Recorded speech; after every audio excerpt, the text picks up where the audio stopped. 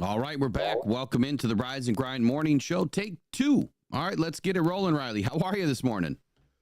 I'm doing great, man. It's been a minute since I've seen you. Yeah, it's been a whole 6 or 7 minutes. So hopefully we get everybody back.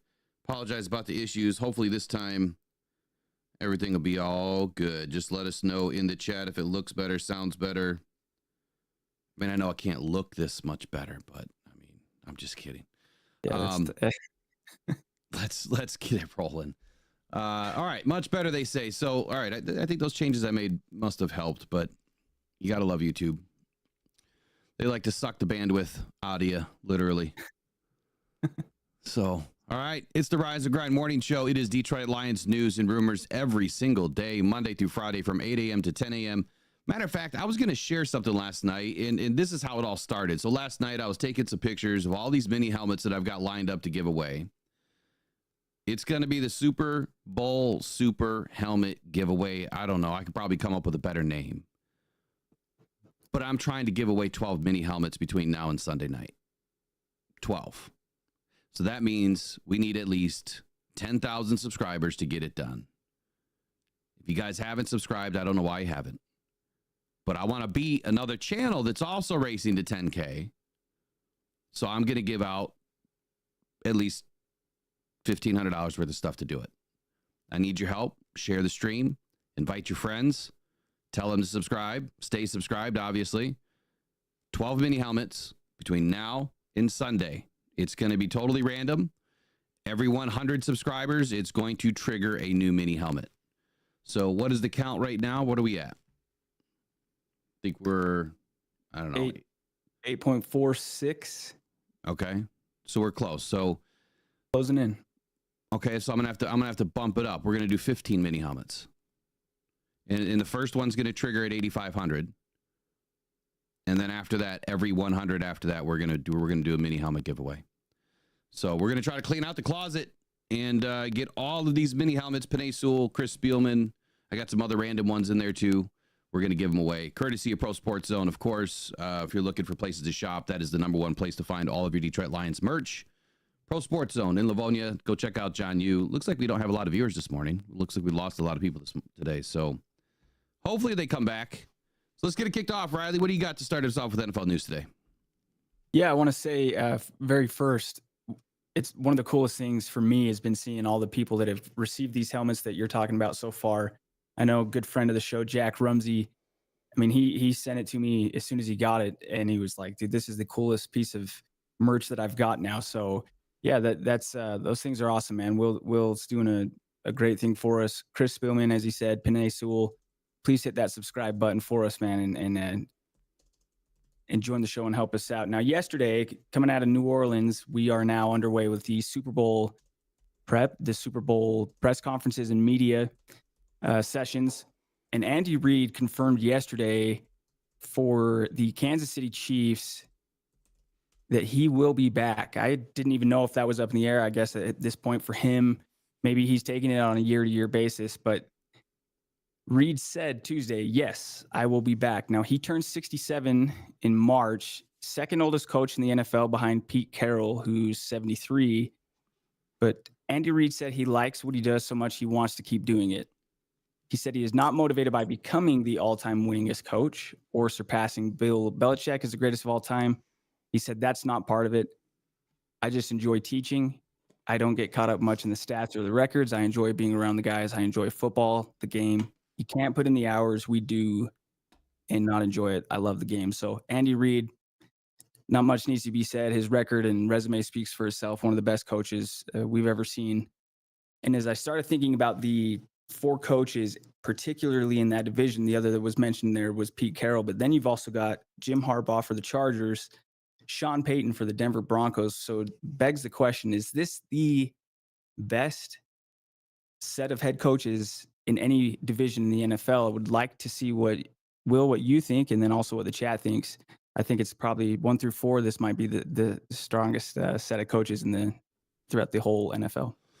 Well, I guess first I'm going to comment on Andy Reid here for just a moment. So did you mention his age? He's turning 67 in March.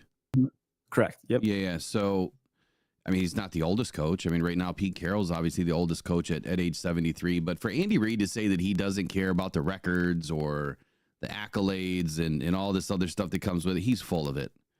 You don't do this long just because you love to teach. If you love to teach, buddy, I know some really struggling high schools that could probably use you, right?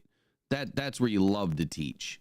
This is about the love of the game. This is about the game of football and winning. And he's winning a lot of Super Bowls. He's winning a lot of football games. He's making a lot of money doing it. So I'm going to call BS on the I love to teach. I'm sure that he loves the game and he loves being around the guys and coaching. But teaching, yeah, I don't think so. I think if you love to teach, you be a teacher.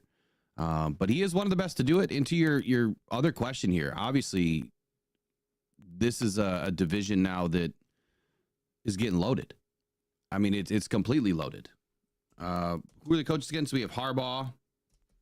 Yep, you got Jim Harbaugh for the Chargers, Sean Payton for the Broncos.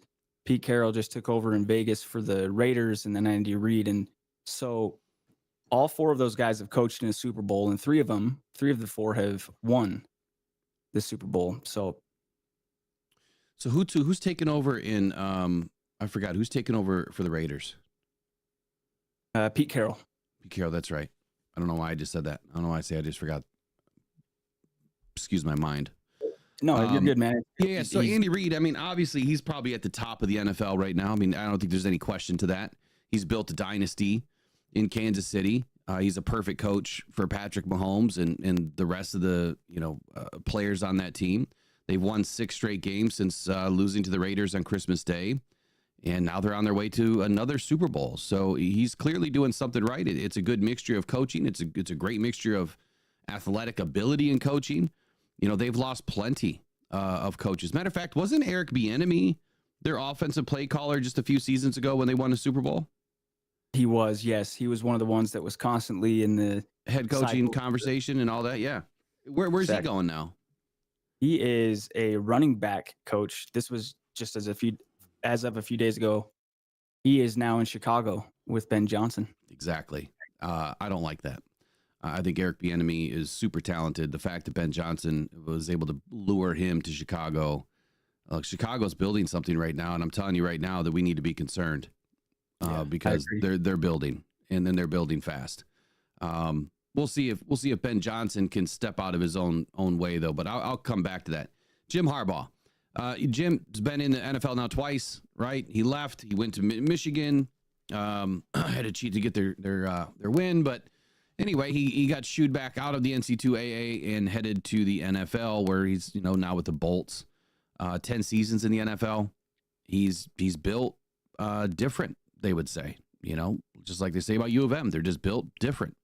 There's no reason to think that it's going to stop for Harbaugh and the Bolts. I think that he's going to continue building. I mean, bringing his team to the playoffs in year 1, it's a great way to start. I mean, he inherited a really good roster. Sean Payton. Look, there's not enough that you can say about Sean Payton. He's obviously going to go down as one of the best coaches ever. Doesn't have enough Super Bowl rings, but I think that what he's done as a head coach in this league and the tree that has kind of grown in his place throughout the NFL and around the NFL, I think it's fun. I mean, obviously we have one of the best coaches out of that tree, which is Dan Campbell. And then, of course, Pete Carroll. I mean, Pete, he hit the ground running. He had Seattle running.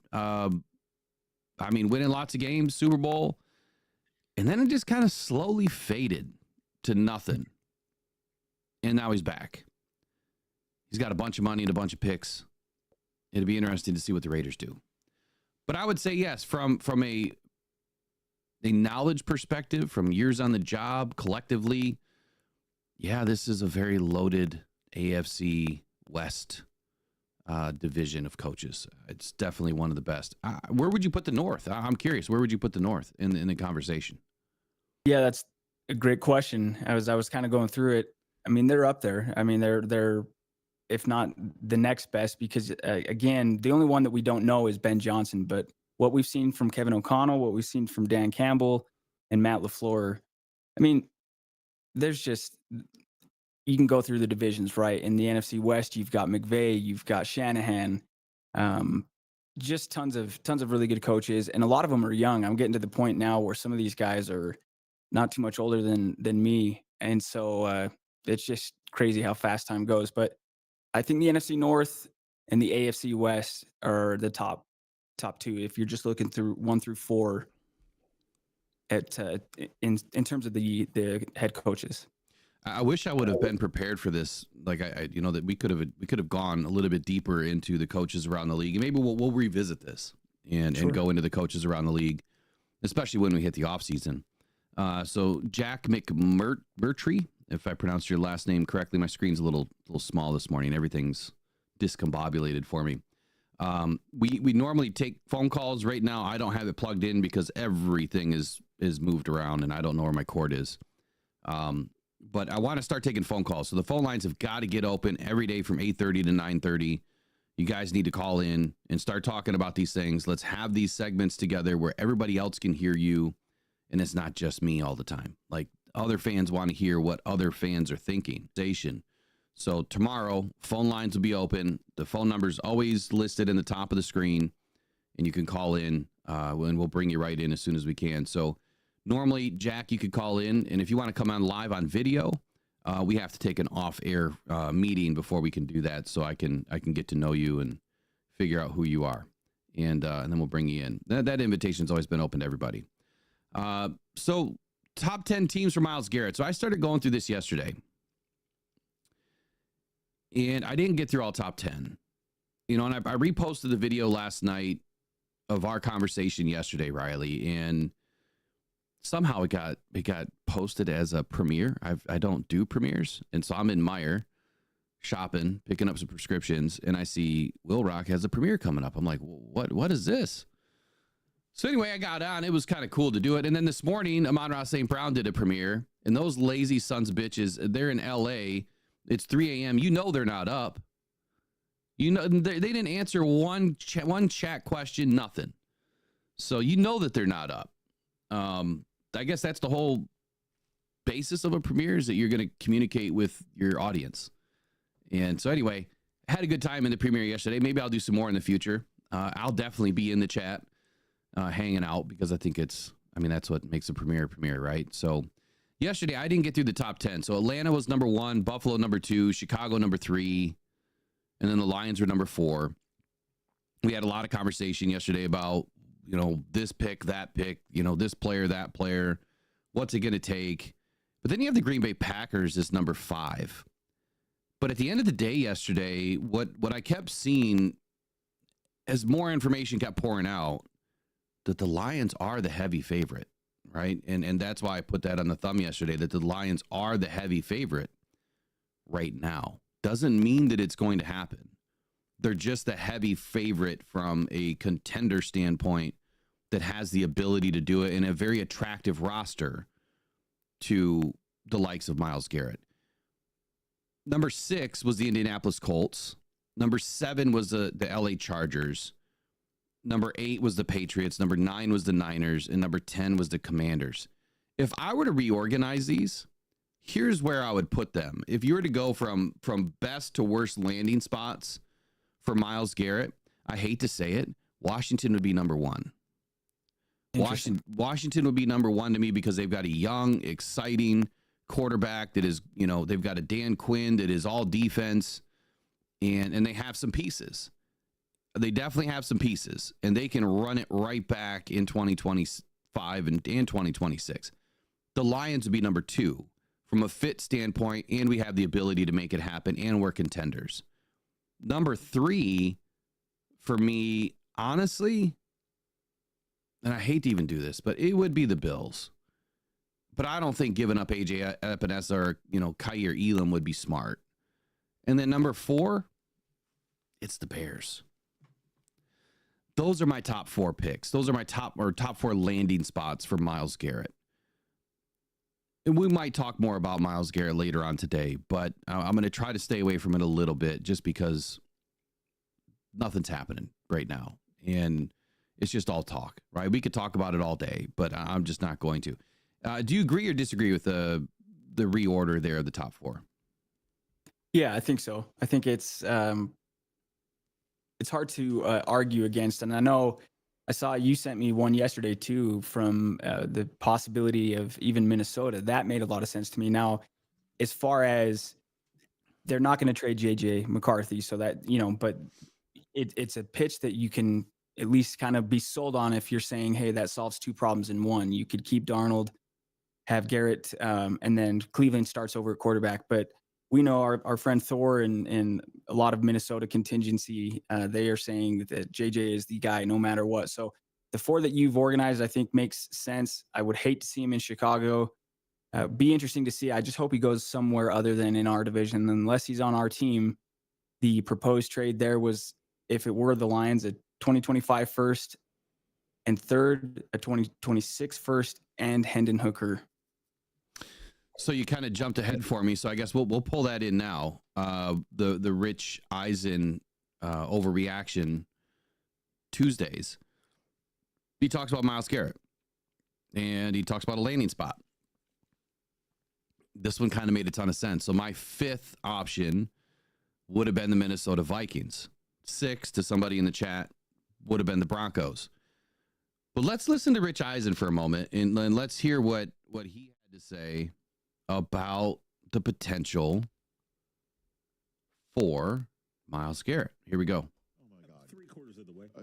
I just got to get the sneakers in the bag. Not now. getting these 10 seconds back. Yeah, why would you want them back? Ever. People want to know about the kicks. Now it's 15 seconds. Rich, you're talking about Myles Garrett, right? What should he do? Who Yes. should he talk to? Where should he go? Yes. The Vikings should re-sign Sam Darnold, trade our third-hour guest J.J. McCarthy and picks for Myles Garrett. Solves both their problems. I love his answer right here, by the way. Browns get a quarterback for the future, get Myles off their hands. Vikings bring back Sam, keeps him in the system where he succeeded so nicely this year, and get the edge rusher they need. And J.J. McCarthy isn't just a quarterback of the future. He's a guy who knows how to win in the state of Ohio. I set you up for that, but yes. This guy, man. Where was I? You were feeling yourself. Is where you were. I mean, it's not a bad idea. That's not a bad idea. Because, I mean, you're sending J.J. McCarthy going to a spot where Kevin Stefanski knows what to do with a quarterback of his caliber. Solves your quarterback issue. And you stick Myles Garrett in the Get him in there. Brian Flores. Get him out of there. You've had crazier ideas, that's for sure. Thank you. You're welcome. Sort of a backhand. Yes. And complimenting. I'll take it. I was hitting my backhand there. I'll take it. I don't think this is an overreaction. It's the week of big trades, so let's throw out a big trade. I tip my cap to you and say there are crazier things. All right. Crazier things because Darnold isn't that expensive. Right. You give Myles Garrett an extension where he's worth it. You're getting him in his prime. And then the Browns get JJ on his rookie deal still, plus an extra year of control. Right. And a guy who knows how to win in the Buckeye State. Exactly. You said that. Oh, I'm sorry. The Buckeye State. Okay, so obviously Rich is going to take his shots, right? He's a big U of M fan. Talking about J.J. McCarthy being able to beat the Ohio State Buckeyes 4 times in a row, I believe, is what the Wolverines were able to pull down during Harbaugh's run there. But at the end of the day, I mean, this wasn't a bad trade option, was it, Riley? I mean, if you really think about it, let me switch screens here. If you really think about what he just proffered up for Myles Garrett is trading a first-round pick, number 12 overall, J.J. McCarthy, to the Browns. It solves their quarterback issue. It gives them a cheap contract and the 5th year of control. You're getting rid of Myles Garrett, and you're probably going to have to give up, this year's first-round pick. And then they would re-sign Darnold, which I guess talks on Darnold recently has been in the 35 million neighborhood for a couple of seasons. So like a 2-year, $70 million deal has been recent conversation about Sam Darnold that maybe he takes it. I mean, I would at this stage, if I had the career that he had, I would take the money. I mean, that's still generational money for your family. Take it, but It makes sense, Riley. It makes a lot of sense. And in that defense, it's a very attractive defense. Myles could have a lot of fun in that defense. What do you think? Yeah, if it weren't for Thor Nystrom, preachings from day one that JJ is unequivocally the guy in Minnesota, I probably would buy into this. The other thing is, and I've got a buddy that's a Tennessee Titan fan. He said, of all the years to have a number one pick, there's no clear-cut number one guy. If JJ McCarthy were in this draft, he might be the number one overall pick. And if you're Cleveland, trading a 32-year-old player as elite as Myles Garrett is, if you can get your franchise quarterback for a 32-year-old player that wants out, I mean, you take it and run. That's your first class ticket. You roll the dice on that or take the chances on that. But I just don't know. I mean, it's crazy because Sam Darnold, we talked about going into the end of the season. He was looking at what I thought was like the 50 millions a year, but then the Lions game at the end of the year and then their playoff game seemed to draw that number back. But he had an awesome year in Minnesota. And if you could flip that and you get Myles Garrett now in Minnesota, I mean, it makes sense for both those teams, Cleveland and Minnesota. So the looming, issue here is Minnesota only has 3 picks in this draft. They have round 1 and then 2 5s. Now they got the 5th round, their second 5th round pick from the Darius Smith trade from the Browns. So do you just say F them picks to some people in the chat saying that Kwesi needs to F them picks? Are you going to find a better player in 2025 in the first round than Myles Garrett if you give up your first round pick? Probably not.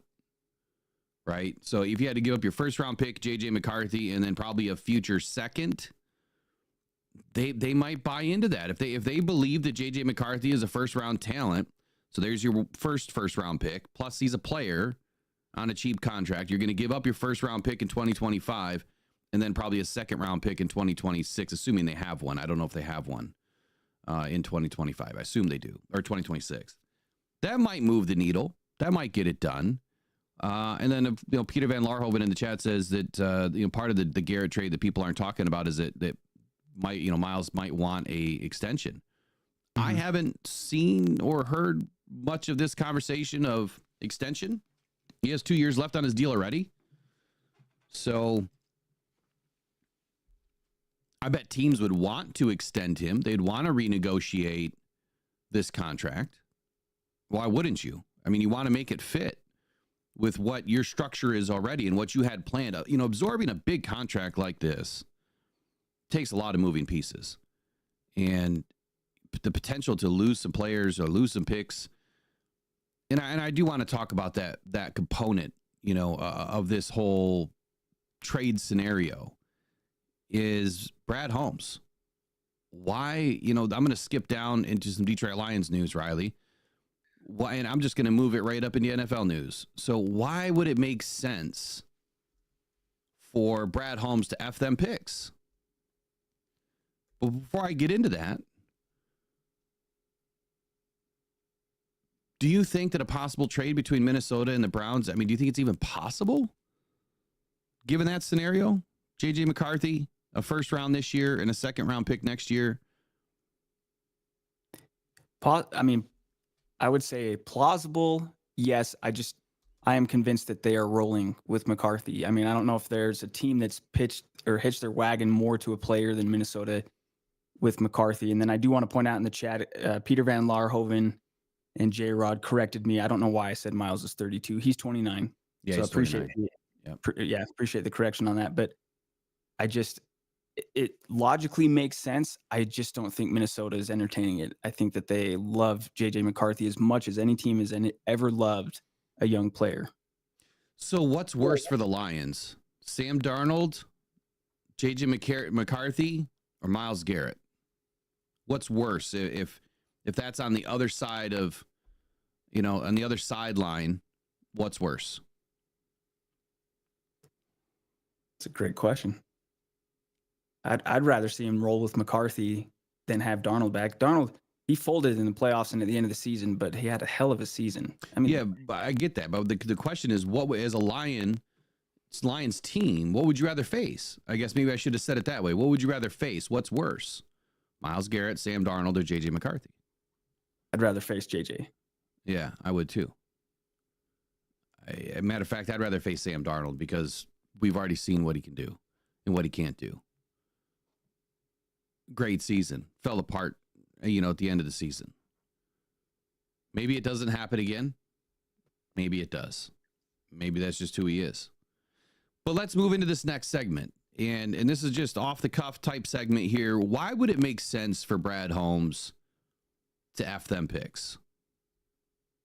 And please, I'd love to see these comments. So in the comments, in the chat, what I'm going with here, and I'd love to get your ideas, is why would it make sense for Brad just to say, you know what, enough's enough. We're just going to push all the chips to the middle of the table. And we're going to go all in for the next season. Because I think this would be a one season type of deal. And then you're going to want to get off of Myles Garrett and push him onto another team in 2026. Whether you win or you don't win a Super Bowl. Because he'll gladly go to another contender. And there'll be another contender that would be glad to have him. So you might be able to recoup. Okay? We'll come back to that thought. Here's where I'm looking at our roster. And I'm looking at what Brad has done. And maybe there's a certain segment of fan that doesn't believe that Brad would ever F them picks. I am one of them. I don't think that that Brad Holmes' strategy, his planning, for all intents and purposes, is to not build through the draft. It's what he said for 4 years now. Going into his 5th.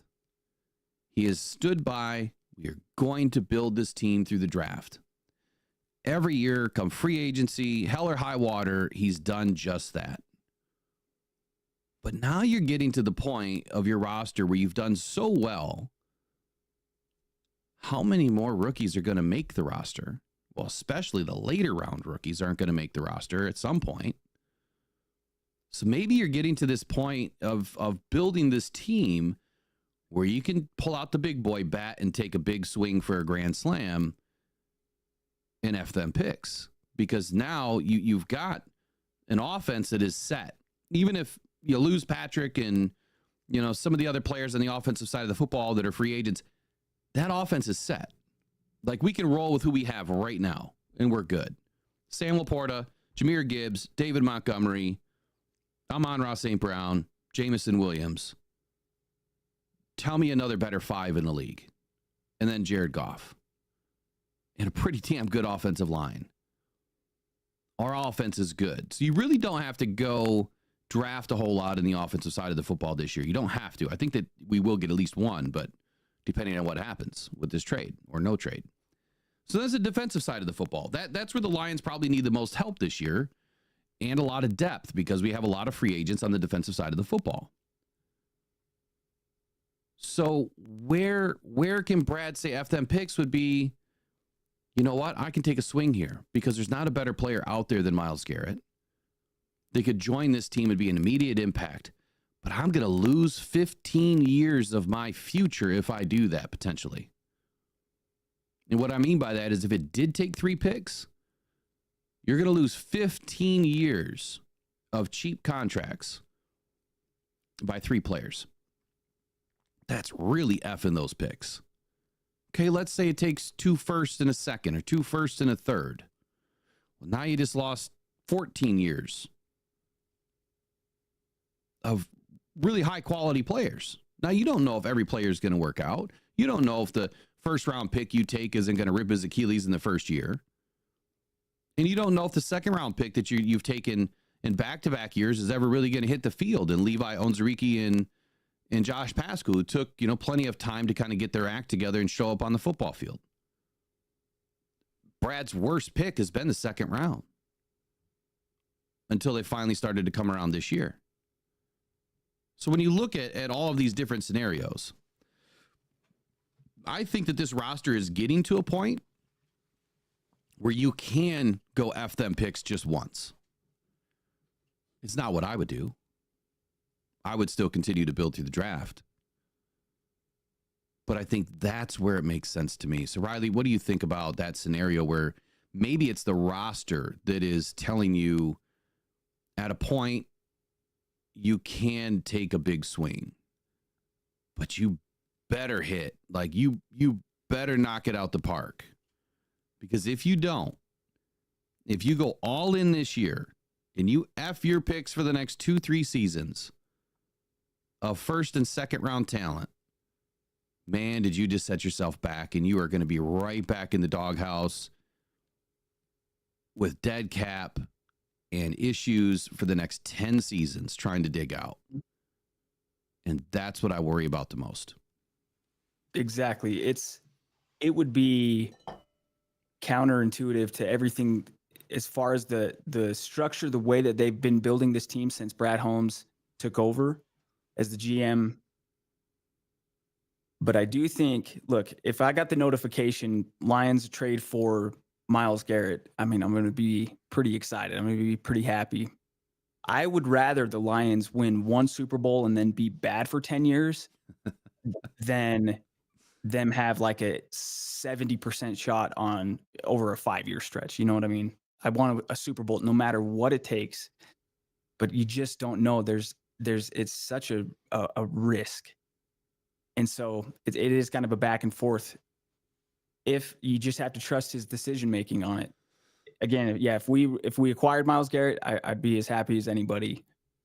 But of course, I'd be thinking at what cost though? At what price? And is the price that you just paid, as you alluded to, does that set you back any? Because then if you don't win, I mean, I'll be honest, man, I felt pretty good the Lions were going to win the Super Bowl this year. I was so confident going into Washington, and just like that, the season was over. So even if you acquire Myles Garrett, does that guarantee you win a Super Bowl? Obviously it doesn't. So no, it doesn't. Well, I think that's okay. So that's the next question, I guess. How many Super Bowls have the Browns won with Myles Garrett on the team the last 8 seasons? Let me just 0. Right? One player is not going to win a Super Bowl for you. It just won't happen. And we know that because when you look at what happened to the Lions this last season, how many players did they lose? And they were still in the hunt. It's not just one player. Aiden, so everyone said, oh my God, Aiden's done. Season's over. Lions aren't going to make the playoffs. And then we lost 16 more guys. And we had the 1 seed. So one player it will never make the difference of winning a Super Bowl or not. And I've said it just yesterday. He could get hurt week 1. Not that I want him to. Not that I wish that for the guy. I don't want to see him get injured, but it can happen, right? It's the nature of the game. Now, Peter Van Larhoven in the chat had a question. And it was, okay, well, what makes him, Myles Garrett so much more valuable than Brian Burns? And I'd have to say we're on 2 totally different planets. My thought process. We are on 2 totally different planets of Brian Burns and Myles Garrett.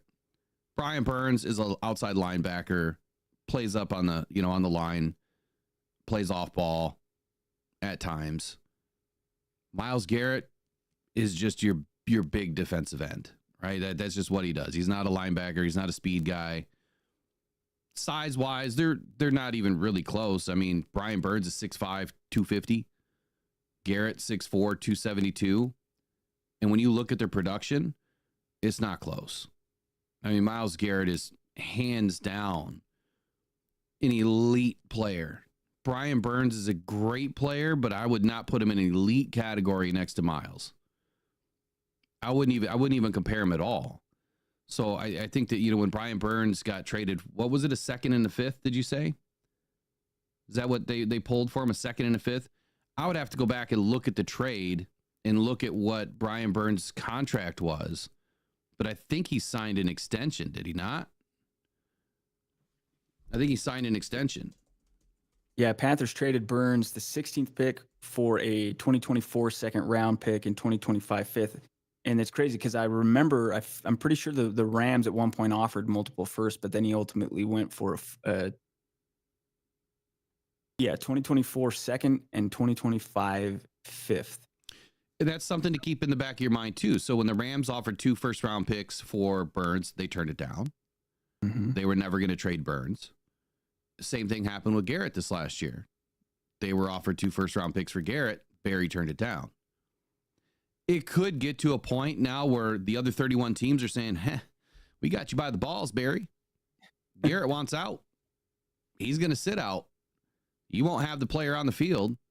You're going to have a huge problem in the locker room now. It's going to happen. Not because of Garrett, but that's just what happens. Tension. And then they squeeze him. And they squeeze him for, maybe a lower value. That's possible. But I still believe whoever offers the most for Garrett's going to win the race. It doesn't matter. Someone's going to be offering a couple of first-round picks again. But it's a good measurable, to compare the two. Kind of similar situation. But then again, I think they're totally 2 different football players. And that's why, Myles Garrett he's the reigning defensive player of the year. Isn't he the Walter Payton Man of the Year last year too? Or the year before? Let me check on that. I don't remember. I think he was. I think he was mentioned in it at least. But anyway, Brad, go ahead. Sorry, no, I'm right there with you. If there is a player that the Lions were to make a move like this for, Myles Garrett, obviously he would be the one. And I think Gary Thompson here did make a great comment saying Brad might change his strategy due to the fact that we are picking much later in the draft for a generational talent. That's kind of what Will was alluding to. This would be the player that you would do that for, if you did. So this is kind of weird here. Like, okay, so people in the chat will say, Myles is not in his prime, but then you hear everybody in the NFL saying that Myles is in his prime. Rich Eisen, anybody at the ESPN desk, CBS Sports desk, insiders, they all say that he's in his prime. Maybe he's on the back half of his prime, but he's still a wrecking ball. And he's very, very, very, very, very injury friendly, if you will. He doesn't get injured a whole lot. So I would still think that Myles Garrett's, maybe it's the backside of his prime, but he's in his prime. Mm-hmm. I would say that. I would agree with that. Let's see here. Another name that's been getting floated around is Trey Hendrickson. Now, I don't think that makes much sense at this point right now. Trey Hendrickson, what is it? I think he's 32 years old. Yeah, he might be the age I misspoke on Myles, but yeah, Trey Henderson, he's 30, or Trey Hendrickson's 30. Yeah, he's 30 in 2 months, so he'll be 31 in December. So he'll be 31 throughout the 2025 season. Now he signed a small extension. He signed through 2025. That's it. He's $18.7 million this year, and there's no void years or anything after it, according to Spotrac. So it'd be a one and done. So it's a 1-year rental. What do you think Trey Hendrickson would cost? I mean, he had a very good season this last season. Matter of fact, what did he put up? How many sacks did he put up this year? 18. He had 18 sacks. And he had 18 last year. So he's still productive. He's going to take a haul. But I want to point out something. He was drafted in the 3rd round. Brad, as good as he has been, if he F's those picks, we could get our Trey Hendrickson in the 3rd round. We got a compensatory pick this year. Number 103 overall is where Hendrickson was picked. You could find him in the 2nd round. You could find him at the end of the 1st round. And, he didn't have a great rookie season or, a 2nd season or even a 3rd season. He had 5 sacks in his 3rd season. It took him a little bit to kind of come around. But in his 4th season, he had 14 sacks, then 14 sacks, then 8, then 18, then 18 again. Not that sacks are the biggest measurable, because you know me, they're not. But that is how a lot of people look at edge rushers and outside linebackers. That's the first stat that they go to. I wouldn't agree with that. I look at production. I look at the film. How productive, are they? What is their pass rush win rates, right? Those are the things that I look at. So Trey Hendrickson, to me, he's going to take a haul just as much as Garrett probably. He had 18 sacks last season, for God's sakes. If you don't think that that's going to take at least a first-round pick, I mean, you could probably measure that at least at a minimum. Brian Burns. That would be a second and a fifth at a minimum. And I could live with that, but not on a 1-year rental. 2 years at a minimum, I'd want the guy under contract. At a minimum. And you don't know that Hendrickson is going to want to renegotiate or re-sign a new deal. You have no idea, right? What does that look like? But we could talk about all these things forever. We'll wrap it up here on Garrett, Hendrickson, and other free agents that are available. And we're going to get into some other things here this morning with our NFL news. So I guess final 30 to you on this little segment here, Riley. Yeah, I think, like you said, you can just keep going about it every which way. I don't anticipate that the Lions will be acquiring Myles Garrett, but as I stated, if they did, obviously I'd be as happy as anybody. But I think the reasonable expectation is to anticipate that the Lions will be making draft picks this April and going forward with trying to fill the pieces in that way. Hey, I see the Christian Rock in the chat. Is that my Christian Rock? His buddy, I've never seen your YouTube handle. That might be my younger son, Christian. If it is, love you, buddy. Good morning. Yes, it is. Hey, good morning, buddy. So we talked about Myles Garrett. We talked about Trey Hendrickson a little bit. And, does it make sense for Brad to F the picks? I guess I'm still going to side with no. It doesn't make sense to F them picks. I would want to know everything about Myles Garrett's intent. Now hearing rumors that he wants a new deal. What does that look like? All of that has to weigh in. But the one person that probably could weigh in the best of it? Well, that is the Snoop D-O-double-G, because he's going to be hosting the NFL Honors this weekend. Or, I'm sorry, it's not this weekend. It is, when is it? When is the NFL Honors? No, it's at 9 p.m. February 6th, I'm sorry. So tomorrow night, he will be in the Sanger Theater in New Orleans. He'll be doing the Primetime Awards special, recognizing the NFL's best players, performances, and plays from the 2024 season. It'll be on at 9 p.m. Eastern. It'll be on Fox and the NFL Network and streamed on NFL Plus. Now, the program, it says it won't air live in all time zones. So depending on where you're at, I don't know, use a VPN, I guess. But anyway, we know Snoop D-O-double-G. He's a big-time industry mogul in the entertainment business. I'm sure he's going to be stoned out of his mind tomorrow night like he is every day, so he says. He's kind of fun to watch, right? I mean, I love Snoop. It's kind of funny. He's been all over this planet, from Martha Stewart to death row. I mean, and everywhere in between. He's baked cookies and he's baked other things. So kind of fun to watch him do this tomorrow night. I'm looking forward to it, actually. There's nobody in the chat here, I'm sure, no matter what our age span is. Everybody knows Snoop Dogg in here, right? So yeah, that'll be it'll be interesting to see, man. Be interesting to see if the who gets all of these awards. I was so dead set on Campbell being the coach of the year at one point. We'll see how it all plays out. But yeah, very cool that Snoop Dogg will be involved with this.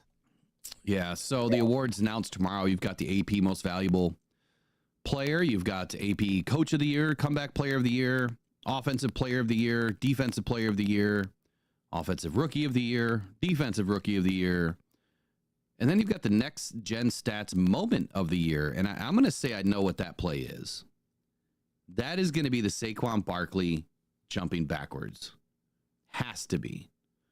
Then you have the Walter Payton Man of the Year, which Jared Goff was a front runner for this. I don't know if any of these have been announced. Honestly, I haven't paid attention. Obviously, we've heard that Dan Campbell's not coach of the year, which that's complete bullshit.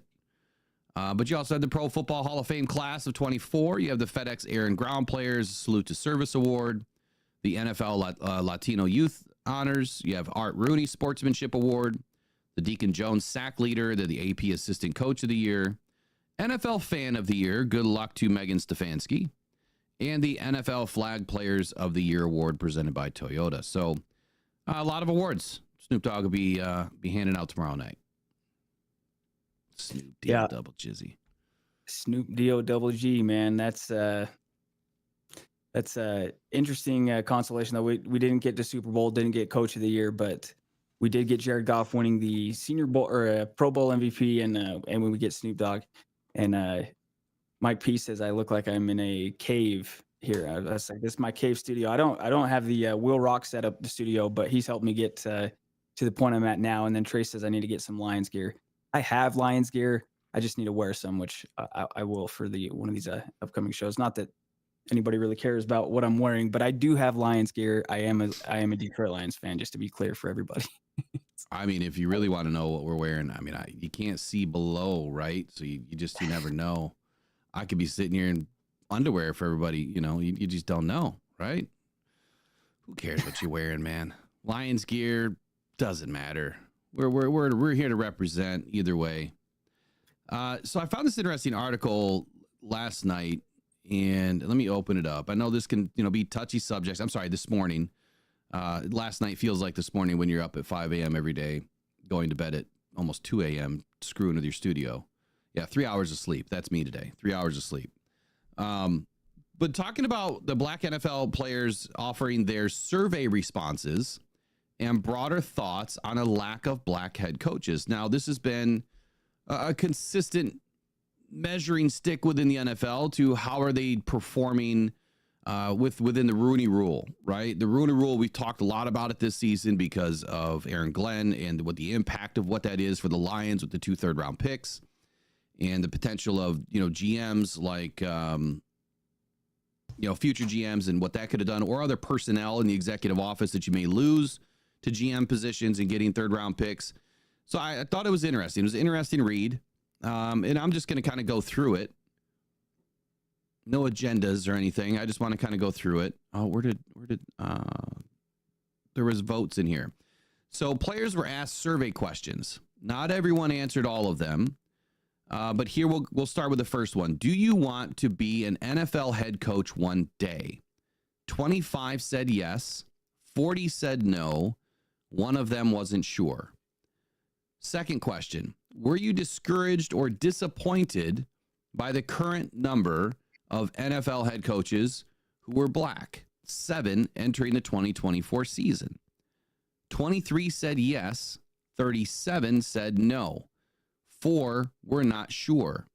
I think that's a huge win for the NFL, that they're finally starting to turn the table a little bit. They've put a lot of focus into this with the Rooney Rule, and it's starting to work for them. And it is encouraging. And so that was the next question. Are you encouraged by the number of black coaches hired last offseason? There were 3, equaling the most in 1 year since 2000. This was probably the most positive answered question. 54 said yes. Only 4 said no. One of them was not sure. We always have one that's not sure. A sampling of what players shared with the AP during the conversations was this. NFL players want to become NFL coaches. Here's the quote. For me, I think my purpose is bigger than just me playing football. I think that I can inspire the next generation of football players, of young men, to be more, do more, and being a head coach in the NFL has always been a dream of mine. That was Dolphins linebacker Anthony Walker Jr. I don't even know who Anthony Walker is, honestly. My brain not working today? This guy, I know who he is. This is Steelers tight end Connor Hayward. Loved his work, man. His quote, same question. The guys that are playing in the NFL are obviously predominantly guys of color, and a lot of us love the game, and a lot of us want to coach after. So I think when we look up in 20 years, you'll see a lot of change. That was Connor Haywood. And then same coach or same question to Khalil Mack. He said those positions should be easier to get for us. We've been around it. As Black professional athletes, we have a certain understanding of the game that can be translated or a lot more relatable in cases. And then it was Broncos linebacker Justin Sternad. I think that's how you say his last name. He says, I feel it's getting better, but I do feel there's more room. There should be more room for opportunity. The next question or statement was, players were encouraged by the hirings of Black coaches last offseason. Chiefs linebacker Nick Bolton says, it's a sign of progress. We see more and more coaches that are getting their foot in the door. And then Solomon Thomas, someone you mentioned yesterday, Riley, said, it's definitely an encouraging sign to see it happen more often. I believe that there's always been a stigma and there has always been preconceived notions or microaggressions in the league, especially in a league full of white owners. You can still feel that, you know, there's some energy with some of these responses, and I hope at some point, you know, that feeling just goes away, right? And everyone just feels like the opportunity is wide open. There's a lot more answers in here, a lot more questions. I'm going to drop it into the chat so you guys can take a look at it and read it to yourselves later on. But great work by the NFL, right? Making this happen. Riley, any comments on this AP press story?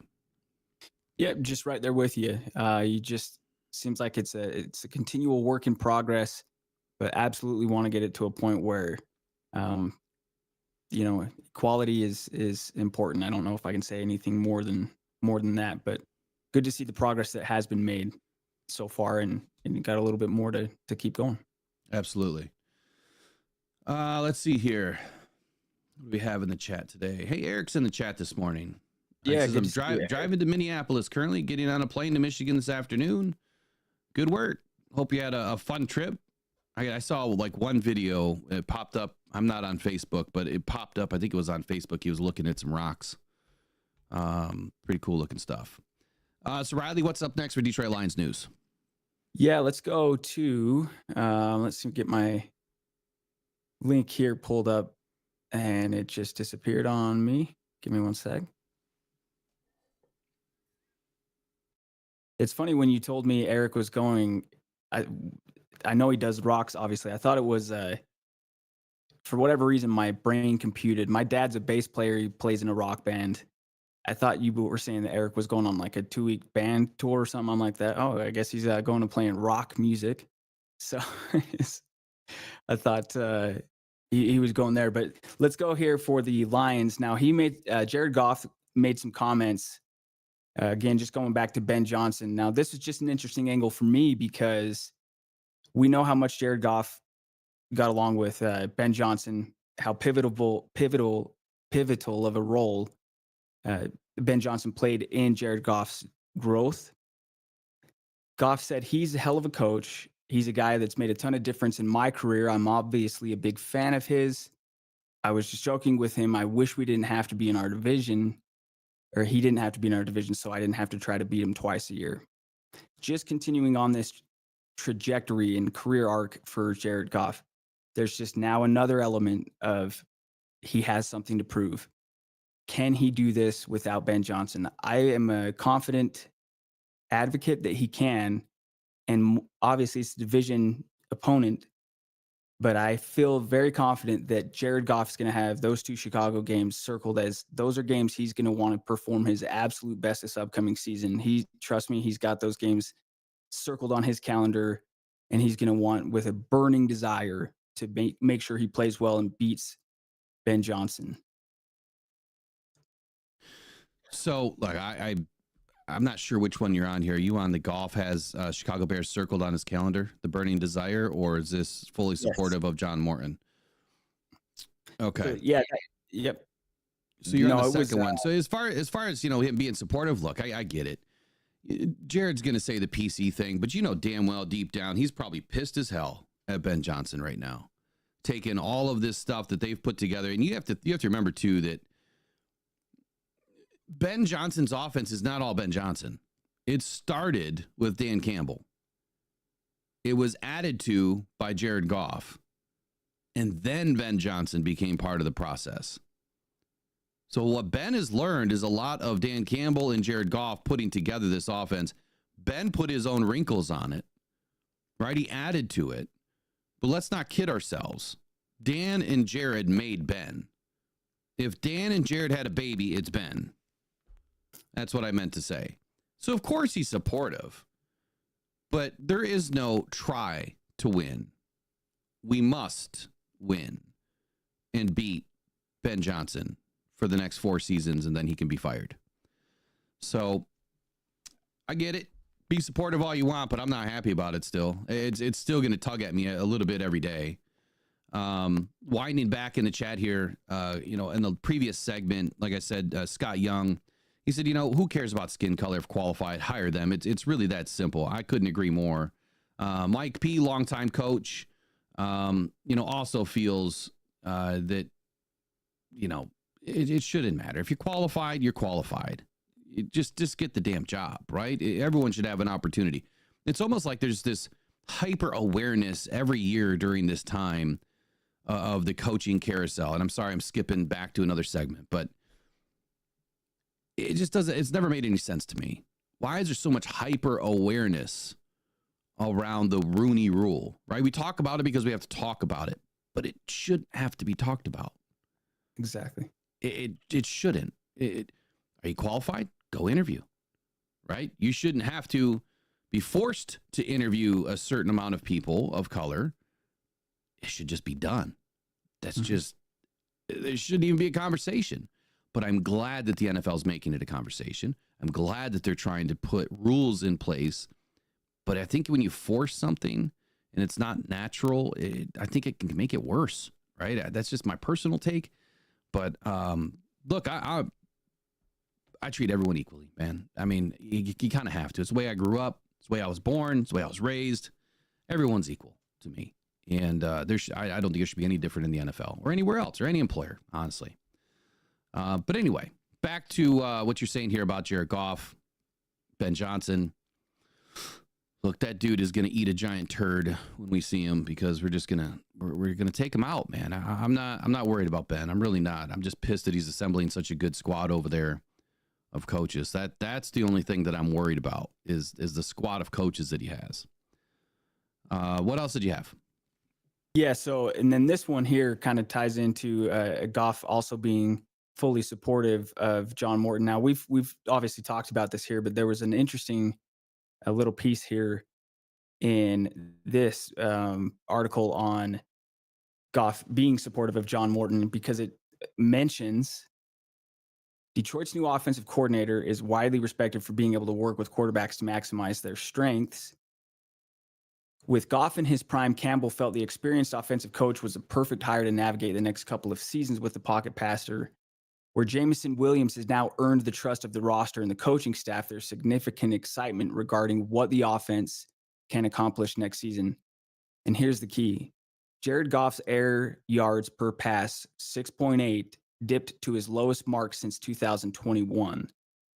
Morton and Campbell want to emphasize the run, but also maximize Williams in the offense in 2025. So that spells out to me, sounds like they're going to be throwing the ball deeper than maybe they did with Ben Johnson calling the plays. Would that fall in line with what your expectations would be with John Morton?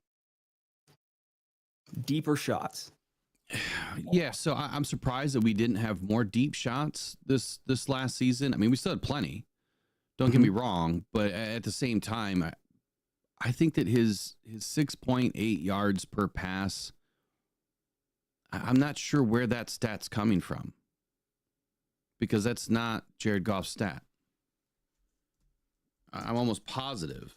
I mean, I know that it's in the article, but yeah, I'm pretty positive that's not his stat. So let me just pull it up. Yeah, if you want to vet that, maybe. Yeah, so yards in attempt was 7.8, not 6.8. So that article is missing a point. And 7.8, I mean, that's damn good. I mean, over the last 3 seasons in Detroit, if you go back and look at Jared Goff's history in Detroit here, he was, where is it? Yards an attempt. Oh, I'm sorry. I was even wrong on that. Yards an attempt in 2024 was 8.6, not 6.8. 8.6. So those numbers are they're reversed. But in 2022, he was 7.6. In 2023, he was 7.6. In 2024, he was 8.6. He had a whole extra yard of throwing this year. So he's only been getting better. And that was the best season that Jared Goff has ever had at 8.6. Now, I was surprised that there wasn't as many deep shots. There was a few, but I think that we could have done more. I really do. And I think that, honestly, with John Morton coming in, I think that his number will dip now because we're going to utilize more screen game, short passes, right? Not a whole lot behind the line of scrimmage, but the screen game will definitely dwindle your yards per attempt.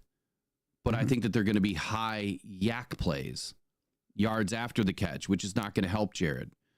And then that will open up the downfield stuff. It will open up the play action pass a little bit more. I see John Morton coming in to run, screen, deep shot. And then you've got everything in between that. So it's going to be a high mixture. But I would say that if we could have, a 15% deep shot out of the offensive play calling, I would be ecstatic if we could get some more deep shots. And where I'd like to see those is right around the 30-yard line.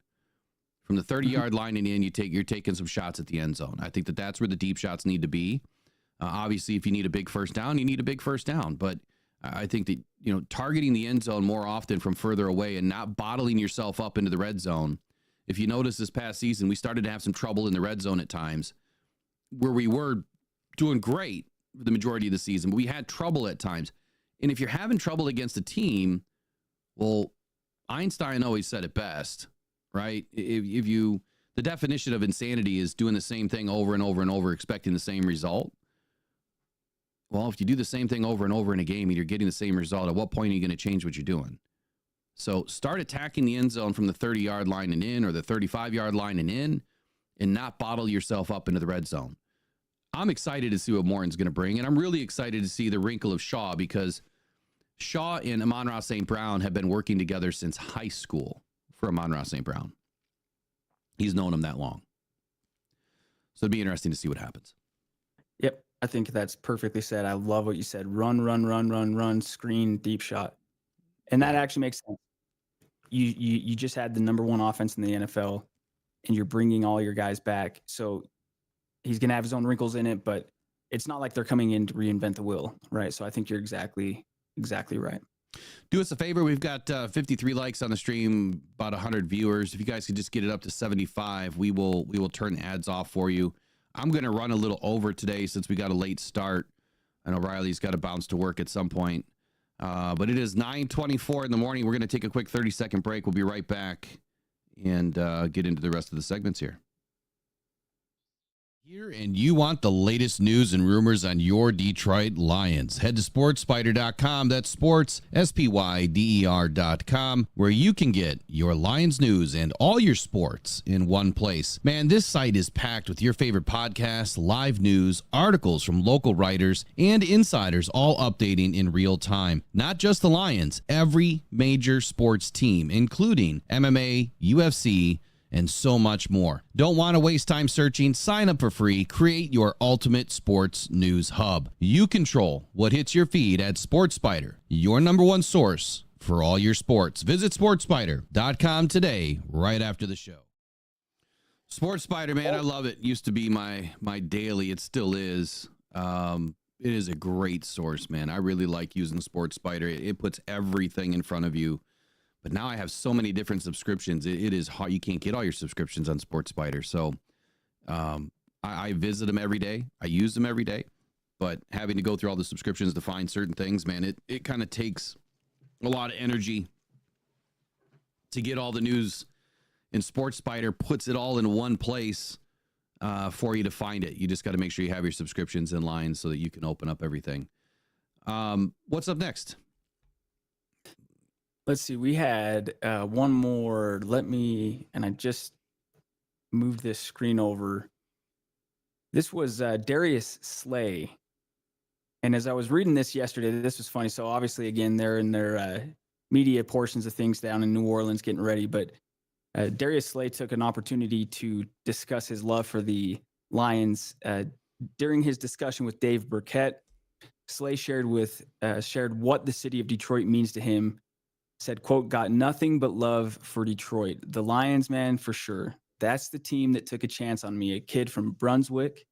So it's always nothing but love. I root for them every time. I want them to win every game besides the game I'm playing against them. But yeah, man, that's home. That's my second home for sure." And part of the article he's talking about, and I forgot, I immediately remembered the play. Slay's rookie year, the very first play of the game for the season, they kick the ball off, touchback. So first play from scrimmage, Minnesota has the ball, and Adrian Peterson takes a handoff, goes and scores a touchdown. Now the Lions end up winning the game, but Slay face planted, got absolutely juked out of his cleats by Adrian Peterson on that. And it's just taking a moment to kind of look back. Darius Slay made some of the best plays for me as a Lions fan. I remember Thanksgiving, he had a pick against Sam Bradford in that 2016 year, picked off Carson Wentz. I think it was Wentz's first interception that he threw. That season they were rolling. And so just an awesome little tip of the hat from Darius Slay. Obviously still has a lot of love for Detroit. And yeah, it was nice to kind of reflect back on big play Slay. Where does he rank as far as like your all-time favorite players for the Lions, Will? He's not one. Not one of them. No. I mean, he was a better football player away from the Lions. Yeah. It took him a few seasons to get going, and then he was gone. You know, Matt Patricia scared him out of Detroit. Had he not scared him out of Detroit, yeah, he probably would have been right in line as one of my, favorite Detroit Lions. But he's done his business elsewhere.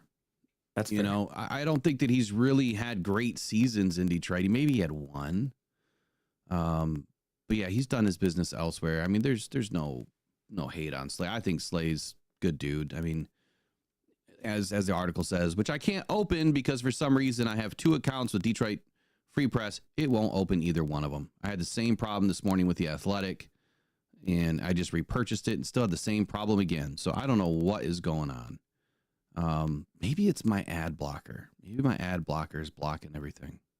But I couldn't open up the article. Who was the article by again? You know what? I couldn't get the same thing happened to me. I had to find out on a different one, but Dave Burkett. Okay. Dave Burkett. Shout out Dave Burkett. Free Press. Yep. Yeah. All right. So let me get into a couple of other topics. This one's kind of a funny one. And so we've got through that. Nothing but love. You got that one. You got that one. Got that one. All right. So Jack Fox. Let me ask you guys a question and then tell me in the comments, obviously in the chat. When you think of a player on a football team that talks about, man, we lost a playoff game and I'm pissed, I'm going to use it as motivation for next year. And I don't want to watch a Super Bowl. I'm angry. Like last season, you heard Alex Anzalone and others talking about how they didn't know if they could bear to watch the Super Bowl after exiting in epic fashion, right? The epic loss against the 49ers. And it was understandable, right? I get it. It's going to be sour grapes all day. Nobody likes a sour grape. But a punter? You think a punter would say something to that effect? And I'm not saying that he's any less of a football player as anybody else on the team, because Jack is probably the best punter in football. But when I saw this, I had a chuckle, because the Detroit Lions punter, Jack Fox, plans to watch the Super Bowl to use as motivation for 2025. Motivation for what? To kick the ball better? What could have Jack done differently in 2024 that he can't do in 2020? I'm sorry, Jack. I don't get it. Like, I understand the process of what you're saying, that you want to use it as motivation because, I mean, you shouldn't have lost the division game anyway, but it wasn't your fault.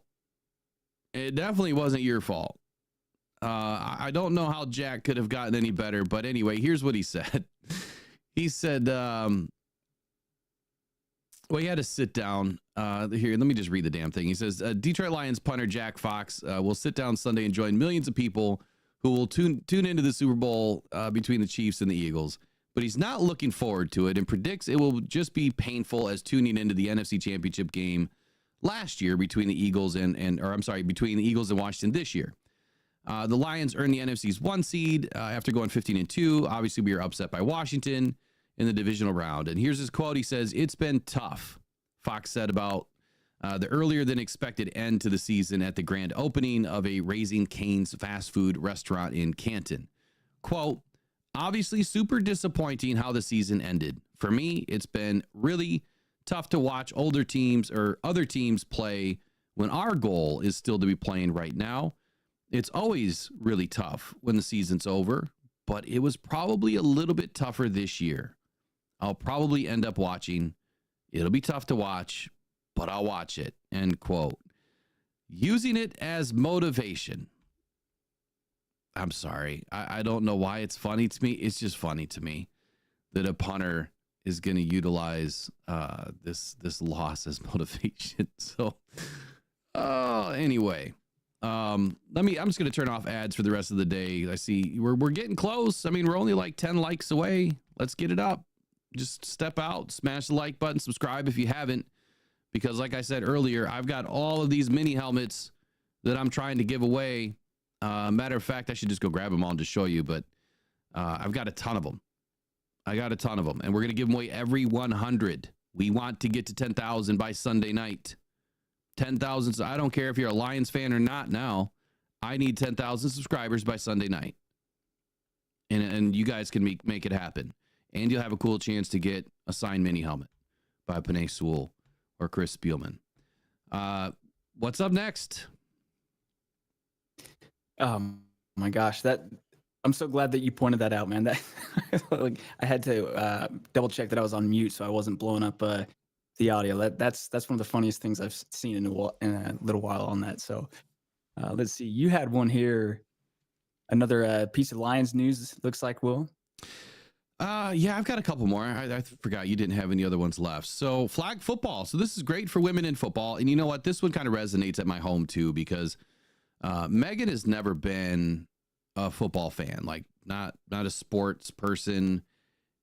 And so far we've graduated from not being a sports person to not only is Megan now a diehard Lions fan, has got the absolute coolest blue Swarovski crystal lion shoes ever at Pro Sports Zone in Livonia, by the way, is where we got those.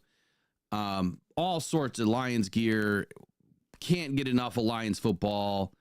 Constantly, wanting more, right? It's been my ride or die, when we went to the NFC Championship last season. And it's just fun to watch because it's not just her. Her parents, same way. They were never football fans, and now they are just diehard Lions fans. They love it. They're watching and learning a lot, and I think it's great. So it's cool when you can have that kind of an effect on people, and it's fun to watch someone's fandom start because it kind of makes you think back, how did I start? Like where did it all come from? But for me, yeah. I mean, I played sports my whole life. And I've said this story before. I was 4 years old standing on the field, right, at Pontiac Silverdome. And that's how it all started. And I only know that from pictures, but that's how it all started. Season tickets been in the family for 60 plus years. And it's just been ingrained in me to be a Lions fan. I don't know. I'll probably never be another fan of another team ever. I just can't. She wasn't a Lions fan when you guys met? She wasn't a sports fan, period. Like, yeah, total opposites, but it works. So why am I mentioning this, right? So it's because what the Detroit Lions are doing with the girls flag football. I thought this was just great. The program has seen a 75% increase headed into what is now its third season. That's astounding. So 18 teams now are slated to join the program when the new season kicks off in April, a move that will bring the total number of participating teams to 42. 42. The Lions announced this last month that the growth in participation marks a 75% increase from last year's total. Get this, 24 teams. And 950% growth.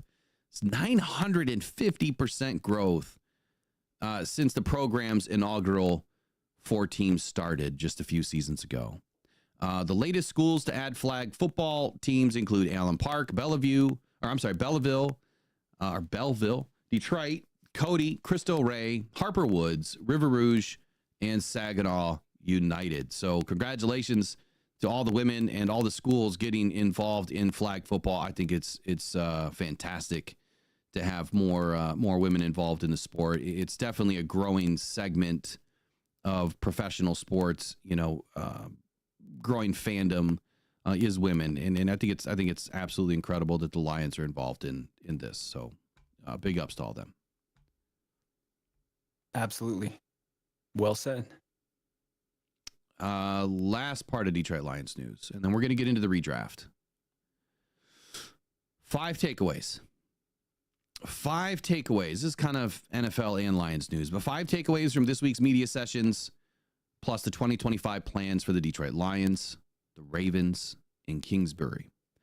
So what are we talking about? The NFL media session takeaways. This week we saw a flurry of appearances to discuss new staff for 2025. It's been a bit busy, but the first thing we'll talk about is slightly less Jets drama. The emphasis on the word slightly. But during the new head coach Aaron Glenn's intro press conference, he shouted out his mentors, Bill Parcells, Sean Payton, Dan Campbell, all known for turning struggling franchises into winners. Glenn's priority, quote, get the right people in the building, end quote. Ironically, no current players attended. Is that not weird? That no current players attended the press conference? I thought that was really odd. More importantly, Woody Johnson made the most self-reflective statements where he said, quote, I have to look in the mirror. I have to be a better owner. I've got to have patience. Oh, wait a second there. Hold on. We'll come back to that word, the big P word. I've got to let them evolve in these positions, which I think they will, end quote.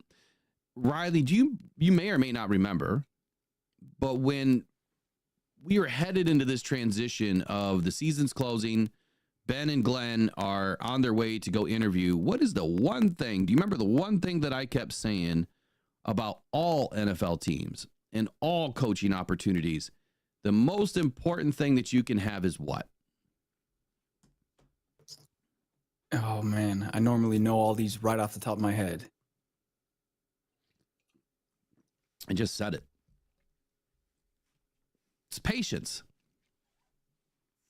The fact that Woody Johnson just came out and said the exact same thing that I've been saying this offseason, but for a while, is patience. If you are a franchise owner, if you own an NFL team, and if you think that you're going to be able to bring in a coach and turn around a team in a year or two, forget it. It just doesn't happen very often. You might get lucky in your first season, but I would bank that that's a lot of luck. Let's see if you can follow it up in the second season. The Texans, they had a lot of luck in year 1. They had a pretty damn good quarterback. They had a rough go in the second season, and then they finally limped into the playoffs, where they exited quickly. The Commanders, they had a lot of luck in their first season. Will they be able to bounce back in year 2? We'll see. But for the Lions, it's always been 2, 3 and out. 2, 3 and out. Coaches come in 2, 3 years out. We never had the patience to exercise the time it would take to build a team with quality by scrapping it all. And that requires a heavy dose of patience. 4 years minimum. And if you don't exercise the patience, you're never going to get to where you want to be. The reason why the Lions are where they are right now is because in 2022, the Lions started 1-6. A large bit of the fan base was like, fire these dudes. Get rid of, Brad and Dan. This was a mistake. Sheila steps to the mic and says, we have a process. We're going to follow the process. I believe in the people I hired. We're going to continue to follow the process, and we're going to get on the other side. And just like that, we finished the season 9-8 on what, an 8-2 run. Almost made the playoffs, knocked the Packers out of the playoffs. It's because of the patience. Sheila knew she needed to have some patience.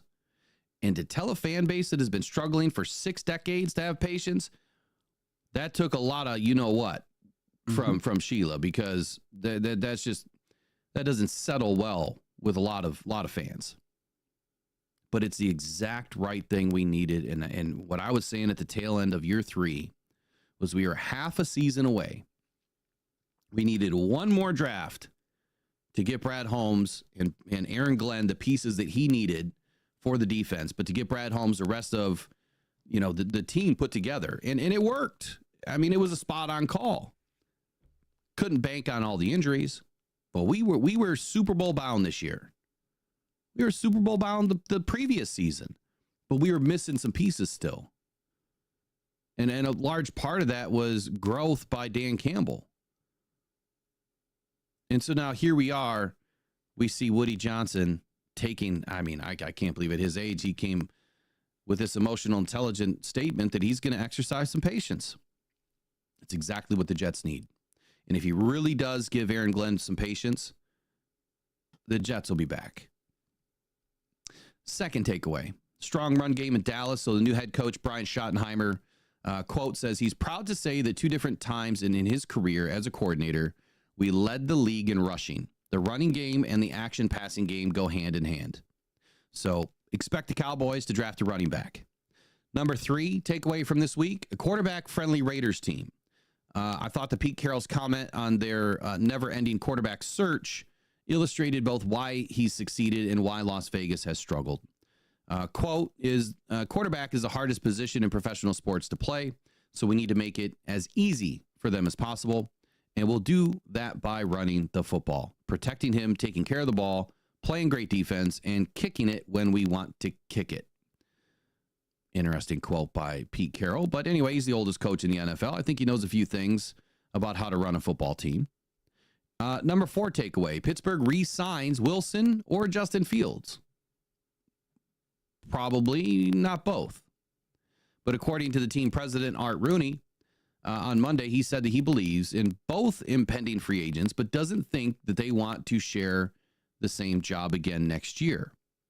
Rooney's also keeping an eye on the upcoming draft, which includes Louisville quarterback Tyler Shaw, a 25-year-old whom Dane Brugler called the most interesting non-first-round quarterback prospect in the class.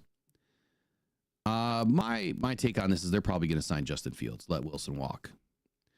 The last takeaway is an improved Trevor Lawrence. Well, the new Jaguars head coach, Liam Cohen, on his resume is one of the most quarterback-focused you'll find. Before his 2024 season as Baker Mayfield's offensive coordinator, he was a mid-2000s quarterback at UMass, where he was eventually inducted into the Hall of Fame. He was the passing game coordinator and/or quarterbacks coach at Brown, Rhode Island, and his alma mater, and the offensive coordinator at Maine and Kentucky, and then in 2022 for Sean McVay's Rams. So Liam Cohen knows a few things about becoming a quarterback whisperer for Trevor Lawrence. We'll see if that actually turns around. But what waits ahead for the Lions? That's the question. What's ahead for really the Ravens and the Lions in 2025? So prior to the regular season kickoff, Dan Campbell was asked if 2024 was a Super Bowl or bust season. Dan said, quote, I don't see bust. I see Super Bowl. Well, we all know how that ended. The sentiment was similar in Baltimore, where Lamar Jackson has 5 playoff appearances in his first 6 seasons, but is yet to play for a title. So that's, quote, that's the only thing that bothers me, is what Jackson said, is that they haven't been to a title game yet. What went wrong in 24? Well, for the Lions, I think it's pretty simple. The defensive injuries finally caught up to us, and Detroit's offense forced plays way too much while trying to compensate in the playoff loss to the Washington Commanders. And Campbell admitted, quote, things were a little bit off. You know, I really never dug into this, Riley. I never dug into that quote by Dan Campbell until last night. And I started thinking about, what do you mean things were a little bit off? It didn't settle well with me, right? The way that game went didn't settle well. And so I started thinking about, you know, what was off? Dan Campbell said this, quote, "It was just one of those odd days. Things were a little bit off." Now, things started out fine. The Lions were up 7-3 in the first quarter. They were moving the ball at will against the Commanders. And against a team like this, you want to set the tone early, right? The Lions set out to do just that. Gibbs is just smashing the ball down the field. Then it all stopped. And Gibbs wasn't fed the ball. And we're doing all these weird plays we haven't been doing. Definitely not the same script that we've been following. So to think that things were a little bit off, I feel like it was just an inside job. I really do. I feel like Ben and Glenn were off, more so Ben than Glenn. I think that Glenn was trying to do everything that he could. I think he called a shit game because he was blitzing way too much, and you just don't do that against an RPO. But Ben was way off. And I think that's what Dan Campbell, not to put words in his mouth or thoughts in his head, but I think that that's what Dan Campbell was kind of alluding to. That something was off. And you know what? Maybe it all just kind of came to a head, Riley, that Ben's talking to people in the building about, hey, I'm going to have this coaching job coming up. Do you want to join me? Well, that could make things a little bit off. It could infect your locker room. And maybe it did. What are your thoughts?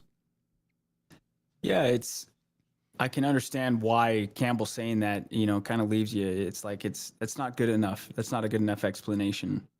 The question is, and it was particularly frustrating because you had kind of said in the days leading up to the game, don't play defense this way. Then the game starts and they're playing defense that way. So is it that Glenn's checked out? Is it that Ben Johnson's checked out? Because they still put up yardage in that game, but you're right. It was like, why are we doing this? Why are we going away from what works? Like, just keep doing what you were doing. Could have won the game. Or was it the litany of injuries?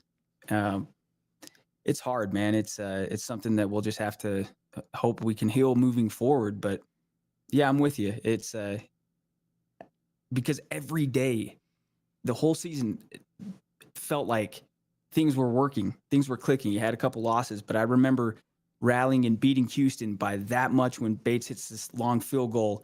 You won 15 games. Then all of a sudden it's just like, that's it. We just had an off day, just one off day, and the season's over. So tough to accept, but I see exactly where you're coming from with explanation from Campbell, kind of leaving you wanting more. Yeah, I will never agree with anyone that just says we had a bad day. I think that there was more to it. I really do. But that's enough for that segment. I want to wind back to a couple of things. Michael Lukes. When I was talking about Jack Fox, he says this quote, not a quote, but a quote by Jack Fox is this: "Coffin Corner is where I'm going to hide the bodies that I rack up in 2025.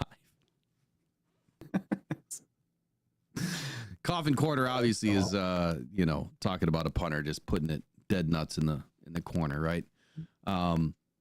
That's funny. Not an actual quote, but would have been funny if Jack would have said something like that. And then Mike P had to bounce out early. Mike, wish you the best, buddy. Hope you're doing okay. Good luck today getting your blood work, man. Wish you nothing but the best for you and your wife. So, yeah, Mark Lewis talking about the last segment said, I've watched that game 4 times. The play calling was just odd to me. Damn straight it was odd. According to Dan Campbell, it was just a little off. It was way off. It was like a baseball call, just a wee bit outside. Way outside. At what point during that game, Will, I don't know if I've ever just point blank asked you, did you feel like we weren't going to win that game? The first drive. See, that's the thing. Like, I know that you don't overreact to stuff. How is it that the one game for the season that it was just like, this isn't looking good right as the game started? Because that's not us. That's not what we've been. Now, we've had a few games this last season. You guys can correct me later in the chat and in the comments. How many times did we start a game 3 and out? And especially after having a couple of weeks to prepare. Yeah. How are you going to start on a 3 and out? And it just looked bad. Mm-hmm. It did not look good at all. Nothing was crisp. And when I saw that, I want to say that I turned to my dad. I'm like, what just happened? This is not good. You just had 2 weeks to prepare, and this is what you got? These are the plays that you're running to start the game? Not good.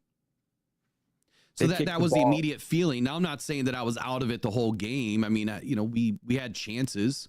Yeah. We were still in it to win it. And then as a few more of those,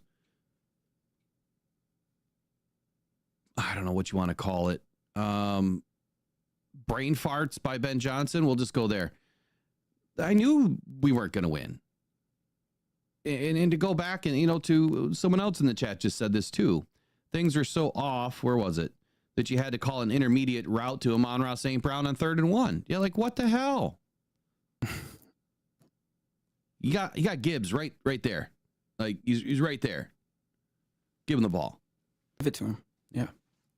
All right, let's do the Lions redraft. We're just going to finish rounds 4 and 6 because we didn't have a 3rd, we didn't have a 5th, we didn't have a 7th. So Lions redraft for 2024. And Riley, you just yell at me when you got to go. All good. So here we go. As we know, where did I just put my notes? Lions took Giovanni Manu, round 4, pick 126 overall. Now, the Lions traded up to take their first offensive player in the draft, and it was a developmental lineman. But I want to make sure that I point this out. The dude is 6'7", 352 pounds at his pro day.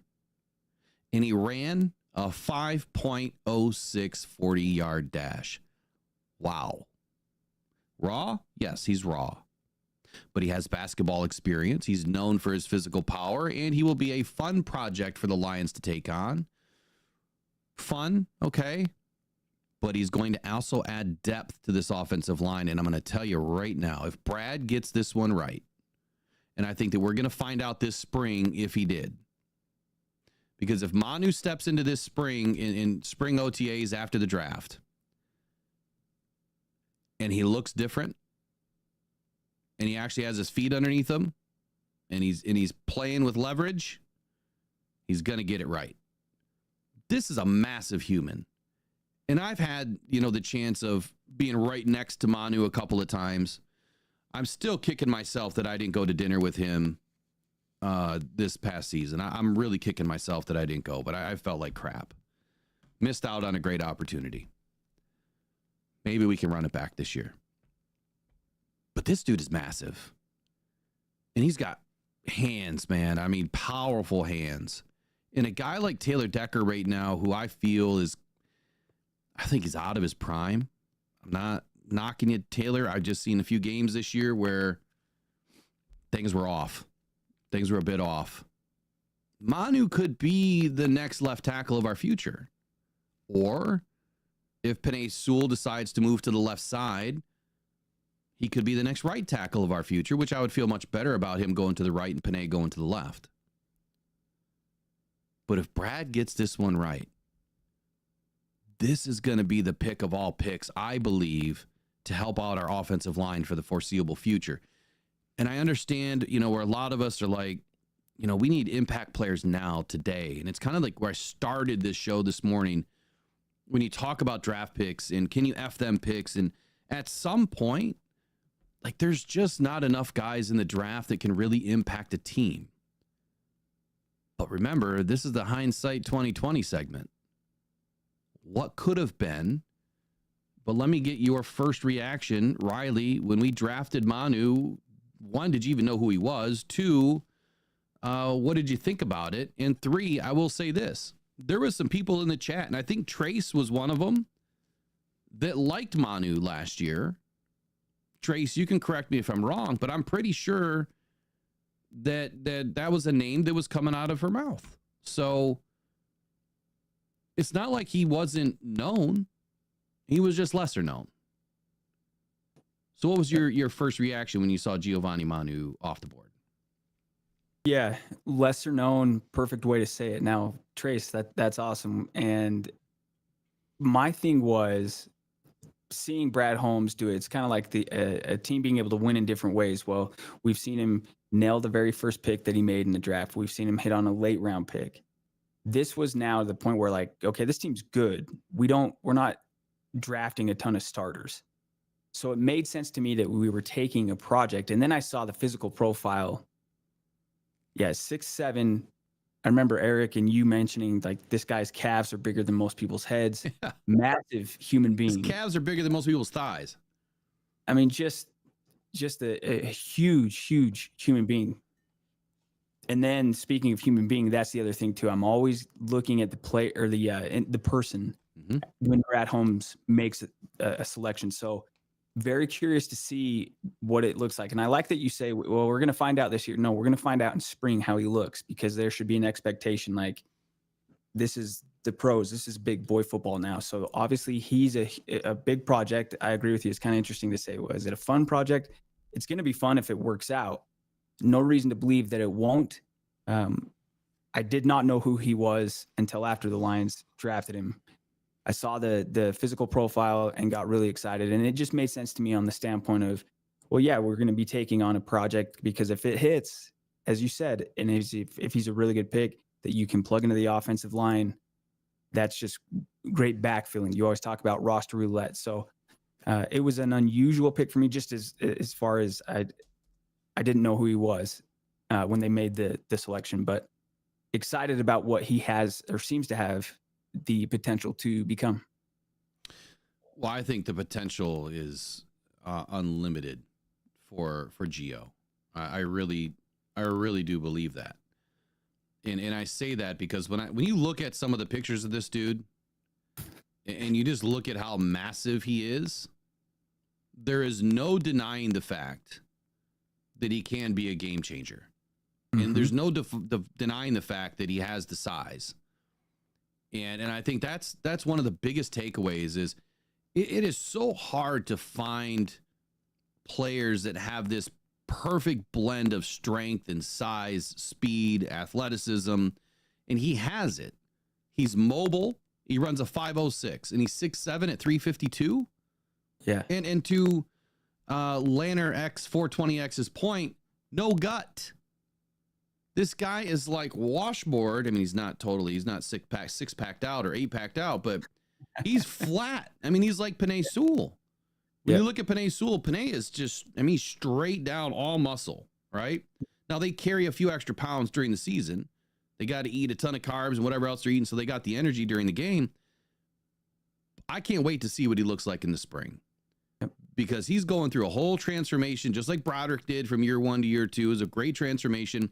Broderick needs to put on a ton of muscle this year, and I hope he does. Broderick is the other guy that I'm looking forward to see how that project is developing. But I don't think the Gio is going to be this project that takes 4 years. I think that he's going to be able to help out our offensive line this year. Now, it'll be interesting to see what happens with Kevin Zeitler and others, and we'll get to, obviously, Mahogany here in just a second, but Giovanni Manu, in my opinion, yes, he was not an impact player this year because he didn't play.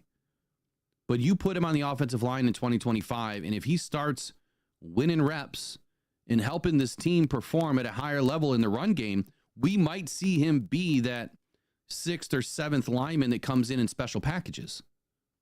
You put a guy like that up around the goal line, you want to talk about a tush push. Give him the ball. Right? But you put him around the goal line, how are you going to move him?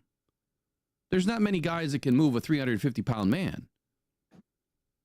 Okay, so who would have, hindsight, of course, right? Who would we have taken in place of Gio? What did we really need this year?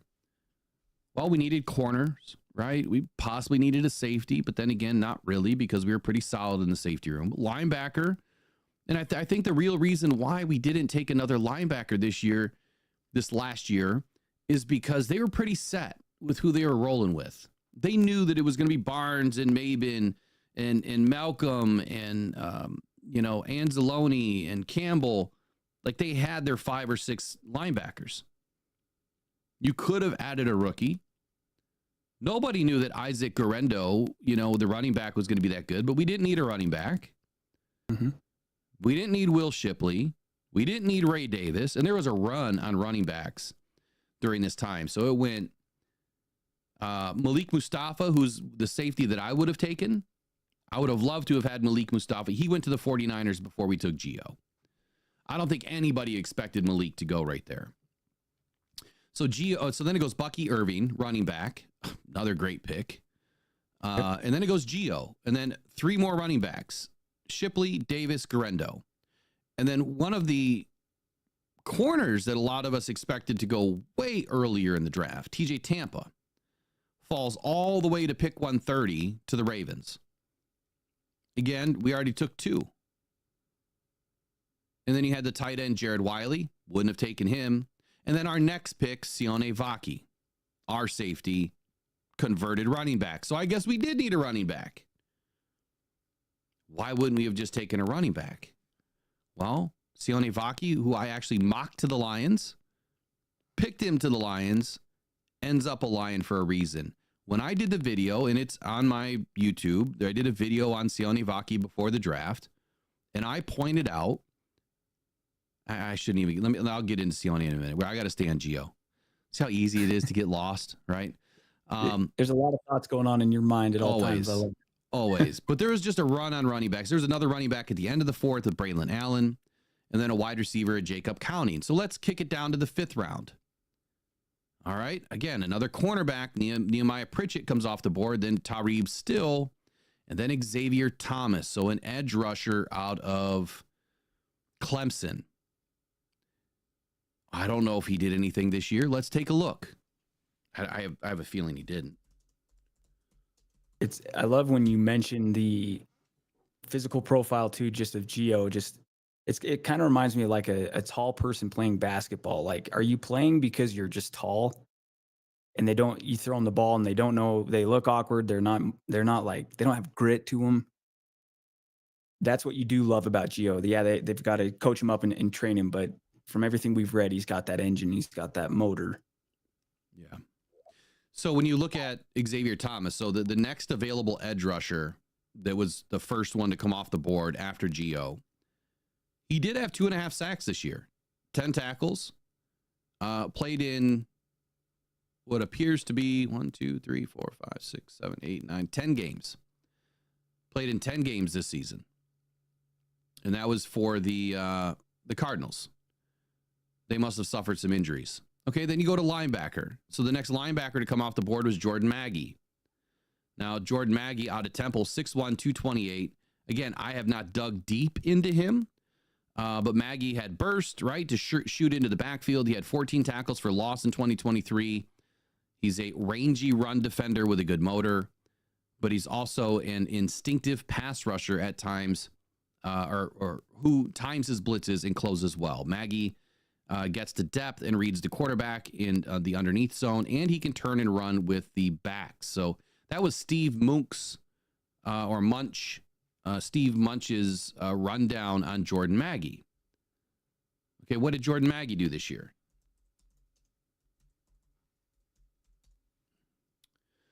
Jordan Maggie for the Washington Commanders, he had 9 tackles, no sacks. Looks like he played in a handful of games. Let me go back and look. He played in 8 games through 2024. So again, this isn't really making a case that, we missed on a pick so far. Let's keep going. We could have used a center. Definitely could have used a center. Probably not Cedric Van Pran Granger. I don't even know who this guy is. 6'4", 298 out of Georgia. I don't remember looking him up. I don't remember mocking him at all. So I might have missed one. Let's see what he did. Did he even play this year? Nothing. Game logs. Let's see. It doesn't show any. Oh, looks like he was on the roster for 16 games, obviously. Started one game and had 120 snaps this season. Majority of the snaps appears to be on special teams. So there you go. He didn't do much. I'd still sticking with Manu, no matter what. All right, let's skip down to the next edge rusher, Austin Booker. Another one that a lot of people felt like slipped. I was not a big fan of Austin Booker. I thought he was way too lean. But he goes to the Bears, right? What did Austin Booker do this season? How good of a season did he have? He had 1.5 sacks, 21 tackles. He appeared in all 17 games. So maybe you could have made a case for Austin Booker. Round 5, pick 144. So the Lions could have dropped back, right? They could have added some more picks. But again, it's not really moving the needle for me. I don't think that Austin Booker is the type of, knowing our Lions fan base, I don't think Austin Booker is the guy that you're looking for. Right? You want Myles Garrett. You want Chase Young. You want Montez Sweat. You want Josh Allen. You want all these other people. You don't want Austin Booker. You want a first-round edge. You don't want a 5th or 6th-round guy. Okay, there's some more corners that went off the board in the 5th. Chris Abrams-Drain. Jarvis Brownlee. I like Jarvis Brownlee. Just not moving the needle for me. The only one that made sense to me, which I can't believe he slipped as far as he did, but he's small, is Jeremiah Trotter Jr. for the Eagles. He slipped all the way down to pick 155. So way after Sione Vaki, way after Giovanni Manu. His stats this season: he played in 17 games, 25 total tackles, a half a sack. I mean, not bad. A rotational player, right? Not much going on here. Kind of small. Is he a rangy outside linebacker? I'm not real sure. But if we were to take a quick peek at him, this is what it would say. It would say that Trotter doesn't have great size or speed, and yet he left Clemson as one of only 14 FBS players to record 10-plus sacks, 4-plus interceptions, 3-plus forced fumbles, and multiple pick sixes in the past 20 seasons. He makes quick reads and chases with great effort, and he beats blockers to the point of attack. Sifting through traffic between the tackles, Trotter is a polished pass rusher with active hands, and he had 12 sacks over the past 2 seasons. He reads the quarterback, breaks on the ball, and flashes the ability to pluck the ball out of the air in underneath coverage. Okay, this is the only one that I think would have made any sense at all, but it wouldn't have been over Giovanni Manu. It would have had to have been over Sione Vaki. But there again, I think that Brad could have made a trade to move back into this round and grab Jeremiah Trotter in the 5th round by giving up some 2026 assets. So to round out Giovanni Manu, for me, it was a well-placed pick. And I'm not just saying that I'm going to agree with everything that Brad does, because I don't agree with everything. I think that would just be a mistake. I still believe that we're going to see who he is this season. So your take on Gio, and then we'll move into Sione Vaki. Yeah, I love the point that you just made. Being a fan of the Detroit Lions, this doesn't mean I see everything that they do as perfect, right? They can make mistakes. I just remember the story, though, of how they discovered Gio. They had an eye on him early. I think it was a very calculated pick, but I'm with you. We've got to see it on the field. and that'll be the tell all. But I'm just as optimistic today as I was when when he was a brand new shiny toy they drafted last year, and you're reading up on him like, oh, this could be good. I feel the same way today, but we need to see it on the field. Absolutely. So then the Lions take Sione Vaki in the 4th round. All right, just a few. I'm sorry. I love this pick. Yeah, I do too. So they took him just a few picks after Giovanni Manu. The Lions moved around, and Vaki, look, like I said, I did a video on him prior to the draft, and what I was saying earlier is I didn't highlight just his safety play. I highlighted a lot of his offensive play. I'm sitting here watching this dude catch passes and run the football, who was an absolute fill-in because they lost like all of their running backs, and he just like kind of raises his hand casually like, I'll do it. Hasn't run the football in years since high school. And the guy looks like a natural. I don't know, maybe Brad Holmes watched my video because everything that I cut up and watched, I'm like, this dude is so naturally gifted. How could you not want to utilize him in the offense? But I thought for sure you'd want to take him for his defense because of how hard of a hitter he was. And where he was on the field, he always seemed to be in the right place at the right time, making plays. And then we draft him, and then we hear that he's going to become a running back. And then Brad Holmes gets to the mic and then says the same thing that I said. Naturally gifted talent on the offensive side of the ball that we're going to flesh out, right? We're going to grow it. We're going to see what he has. Sione, I mean, he helped his team a little bit this year. He's obviously going to be a special teams guy, and for the majority of his career. But given a few opportunities to tote the rock, I think that he did just fine.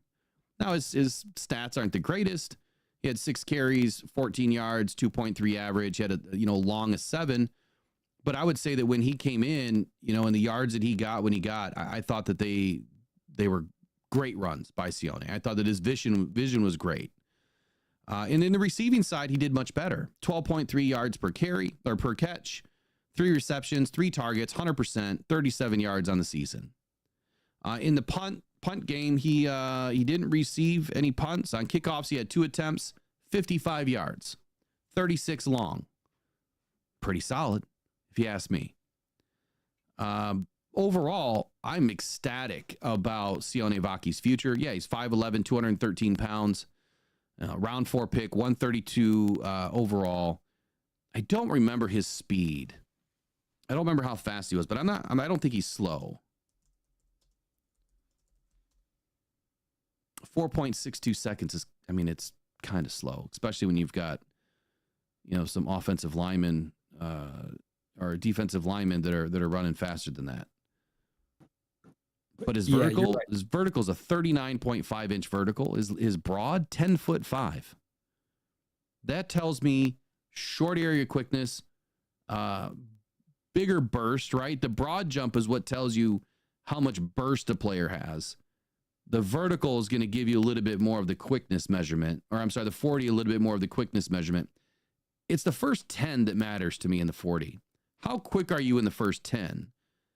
Not 20, not 30, not 40. It's the first 10, the 10 split. So I like what he has. I think that he's going to be able to develop. I don't know that he's going to be able to get much faster. But I think that, a couple of seasons inside an NFL program, you're going to see him grow tremendously. And he's just another weapon. He's kind of like that Khalif Raymond style of player, right? A little bit squatty. Raymond's super fast. Vaki's not, but has a plethora of different ability as a football player. Offense and defense. He can do both in a pinch if needed. Look, I lost it during the draft. I'm watching the draft, and I reacted in a way that I couldn't believe I was hearing his name. Didn't think for 1 minute it was going to happen. I felt that it would prior to the draft because I thought he was a perfect pick for the Lions. But again, I was thinking more defense, not offense. And then it happened. And my reaction was my reaction. I know I was screaming, yes, yes, yes, over and over and over again. Riley, what did you think? You're a Ute fan, so you tell me. Yeah, I think it goes exactly right where you're saying now. He's not the fastest guy, But you've said it, Brad Holmes said it, how naturally he looks running the football. It's insane as a Utah Ute fan watching him. It's like, how has this dude not been playing running back the whole time? He's just that talented of a football player. He's just a good football player. And I felt then, still feel now, it was great value at that pick. They bring him in, they're confident in his ability to run. But just like you said, if I'm telling you, if they needed him to go out and play some DB snaps, he can more than hold his own. If they get to a point where he's carrying the ball more, and I'm sure we will see that going forward, he can more than carry his own. I was working that day too, and I got that notification. Probably the happiest I've been for a, 4th round pick as any that the Lions have made. Yeah, I'd say so. And look, the sky's the limit for this kid. I'm excited. Again, I'm not trying to say that I agree with everything that Brad Holmes does, but I think that you have to do the exercise. I would do it the same way. I can start right in the 5th round and end right with Jeremiah Trotter. Like, that is the only guy that I probably would have taken that was even close before we got to our next pick. Who else in the 5th round? Do you know of anybody that has had an amazing first season? What about Javon Solomon for the Bills?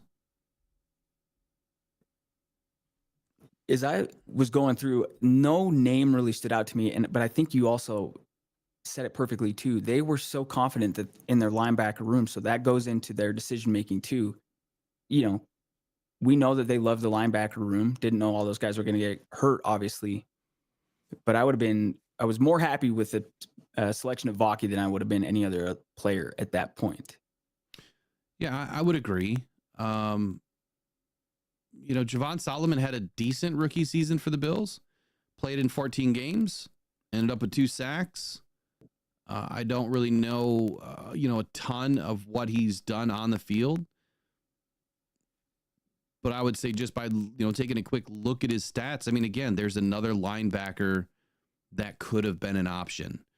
There's a corner that I really liked, Quantez Stiggers. I don't know, did Quantez really jump off the page for a lot of people? I really love this tape. I did a video on him too. I was very surprised. The Lions brought him in. I was very surprised that they didn't go after him. Clearly, the way that they took Manu and Vaki, it kind of limited what they were going to be able to do without having to move back up, which, Stiggers went towards the end of the 5th round. And for his first season, I mean, it's not extremely exciting. He played in 14 games. And no real stats to speak of. So high rotational player, probably a lot of special teams. And that would have been a 3rd corner taken in the draft. You could do it, but yeah, it's kind of are you going to bring in a 3rd corner that's going to sit, or are you going to bring in a Giovanni Manu that you're going to turn into a road grader? Are you going to bring in a Sione Vaki who can be a 2-way player that has more upside than down? So, Exactly. you're getting into the 6th round. So who did the Lions take next? None other than Mekhi Wingo. Now, Mekhi Wingo was taken at pick 189 in the 6th round. Wingo had the quickest 10-yard split out of all defensive tackles that ran at the combine last year.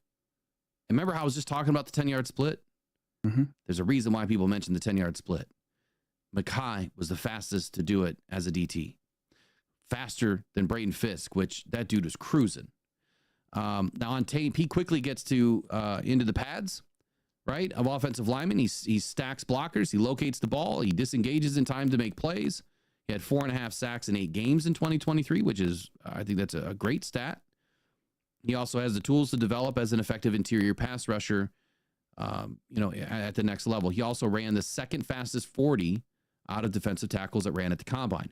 The other thing that we know about Mekhi Wingo is he wore number 18 for LSU, which is the most coveted jersey number out of LSU. It goes to the player that is the best, most genuine leader on the team. And that was Mekhi Wingo. And we know how that fits within the mold of Brad and Dan. They want high character, high football IQ football players. They want football players. And that's what Mekhi Wingo is. So getting him on this squad that late, I think it was a big slip. I think that he should have went way earlier.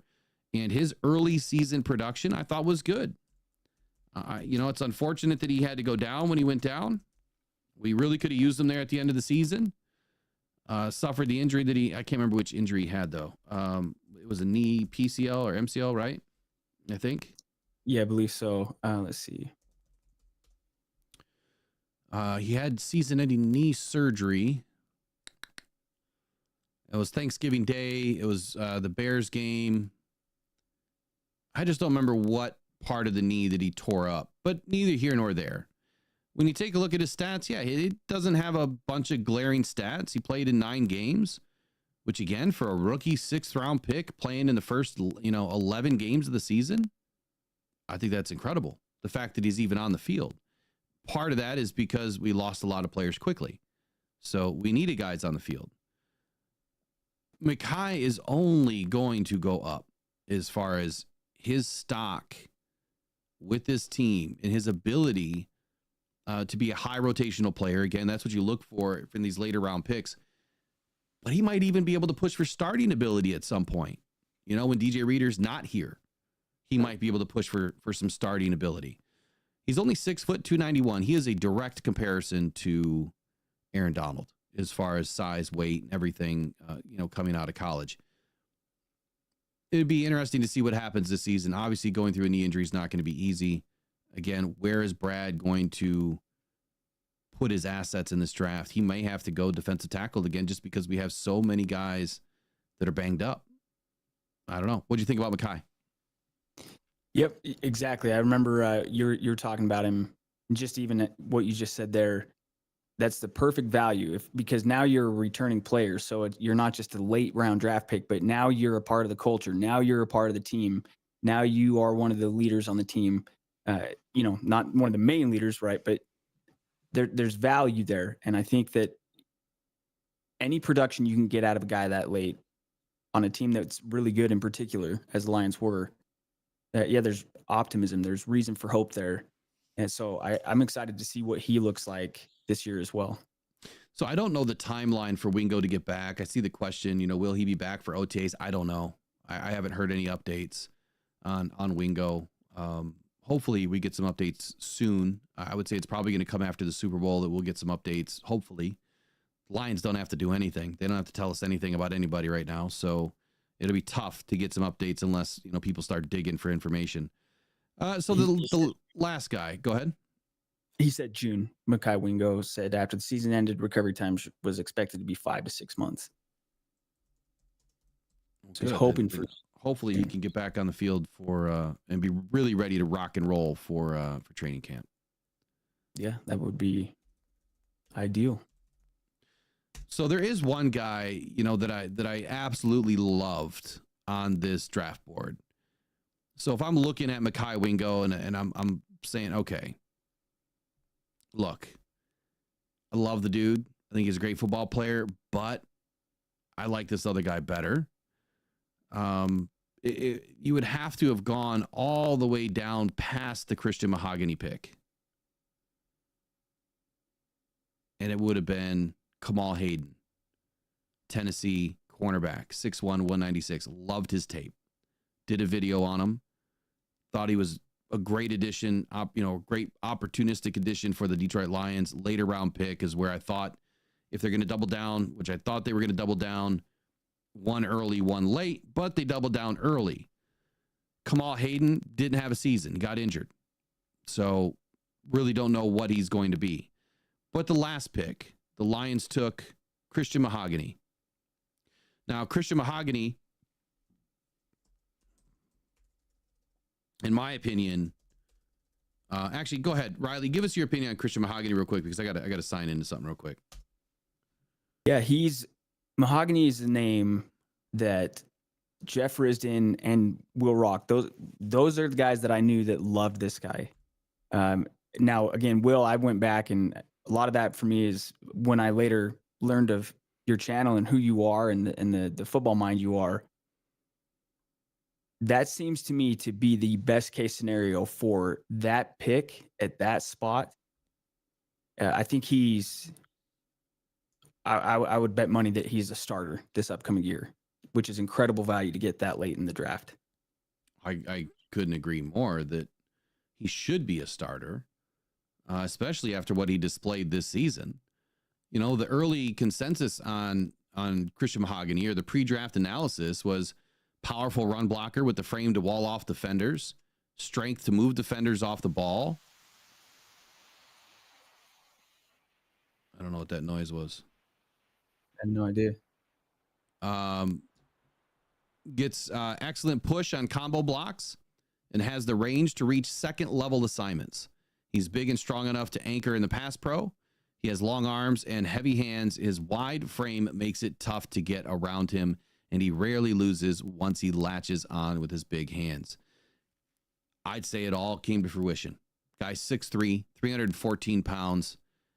When he came in this season, having to fill in at times, he was admirable. I mean, he really played well. Matter of fact, I think he was the highest graded guard. That sounds right. His first week that he played. I think that sounds right. I seem to recall. Just like best case scenario. So, yeah, Christian Mahogany, rookie right guard for the Detroitlions, was the highest graded offensive player for the team. According to PFF, he received a 92.2 grade. Now, if you believe in a little bit of PFF, like I give them some weight. I think that what they do is good, but the tape is where all of the information really comes from, right? That's where my points come from, or my analysis. It's from the tape. I take what PFF does, I give it a little bit of weight. I look at the tape, add a little bit more weight, and then try to come to a conclusion as to who this player was. His overall grade for his first two starts, 88.1. I mean, just an incredible beginning to his season. And you're talking a 6th round pick, a guy that clearly slipped in this draft. Who would we have wanted, in place of Christian Mahogany? The same question, who would we have wanted in place of anybody that we took in the later rounds? I just don't see anybody. Okay, you have Cedric Johnson, edge, Ole Miss, 4 picks later. You had more corners, more wide receivers. If you get into the 7th round, again, you're just not getting. There were kickers going. Yeah, you're just not. The only one that I could have seen here, and I really love this dude, pre-draft process, Brendan Rice. How the hell did he slip to the 7th round? That one threw me for a loop. I just don't know what happened here. I really don't. But that's Miles Cole. He's another one in Texas Tech, late in the 7th round. But I'm just curious, what happened? What happened to Brendan Rice?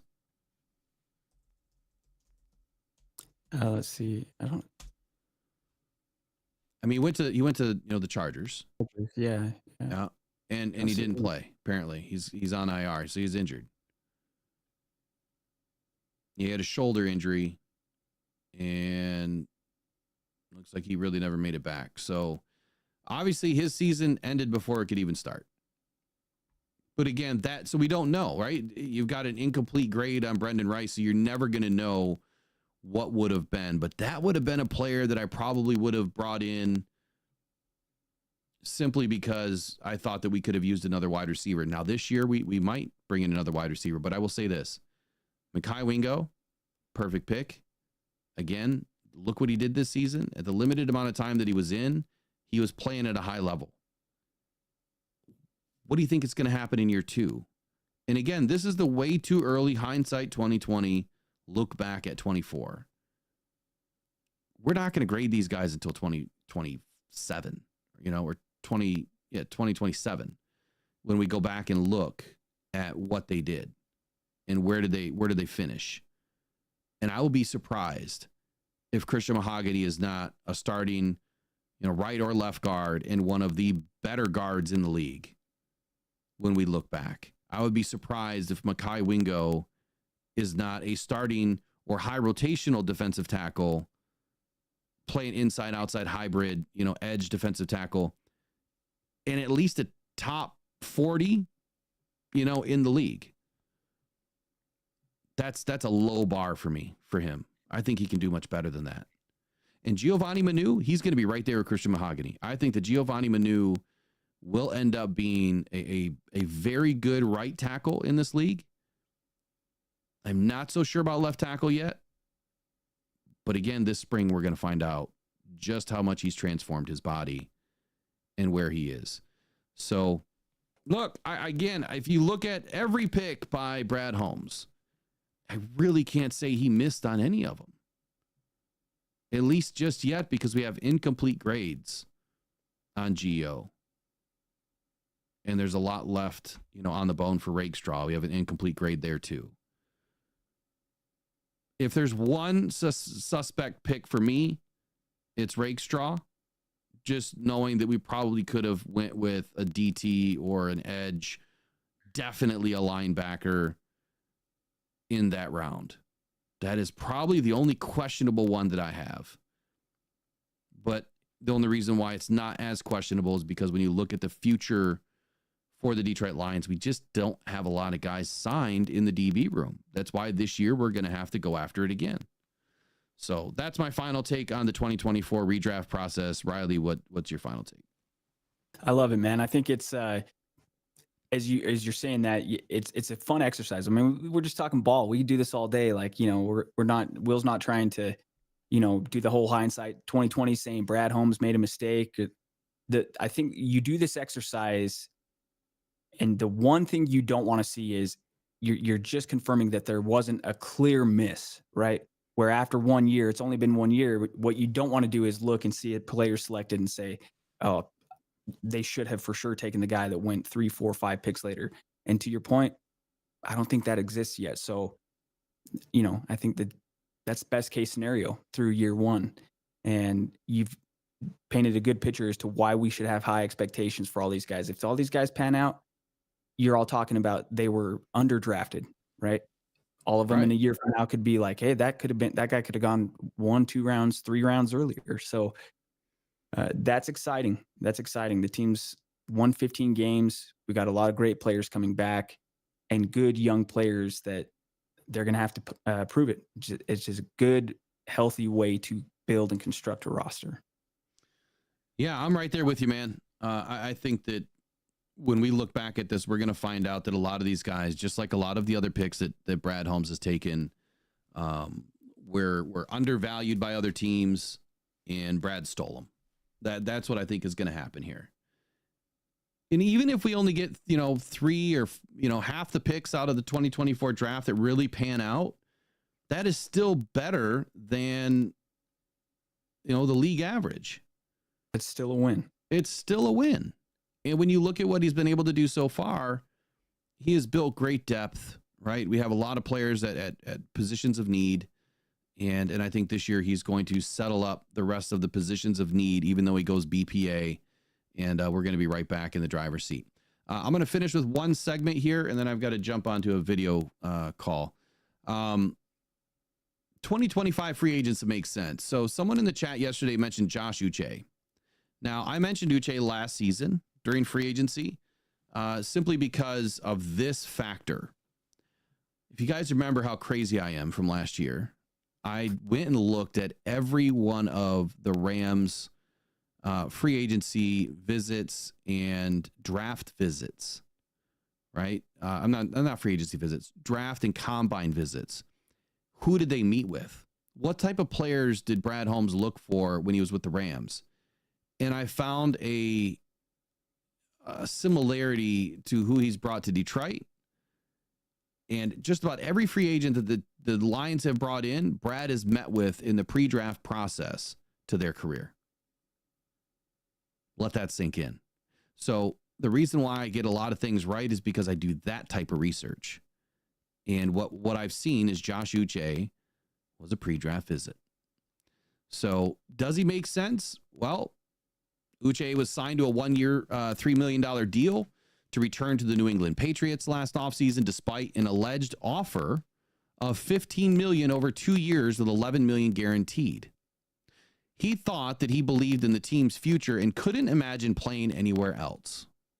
And then Uche and the Patriots promptly went 1-6 to start the season. And then he was traded to the Kansas City Chiefs at the deadline, where he's now been a healthy, inactive scratch for the majority of weeks since joining the Chiefs for their quest of a three-peat. It's not necessarily a dig at Uche, but dude, take the money. Take the money when you get the money. Always take the money. You still want to have loyalty to your team, but the Patriots weren't going anywhere. So now what does he do? Coming out of this season, either with a Super Bowl win or not, where does Uche land?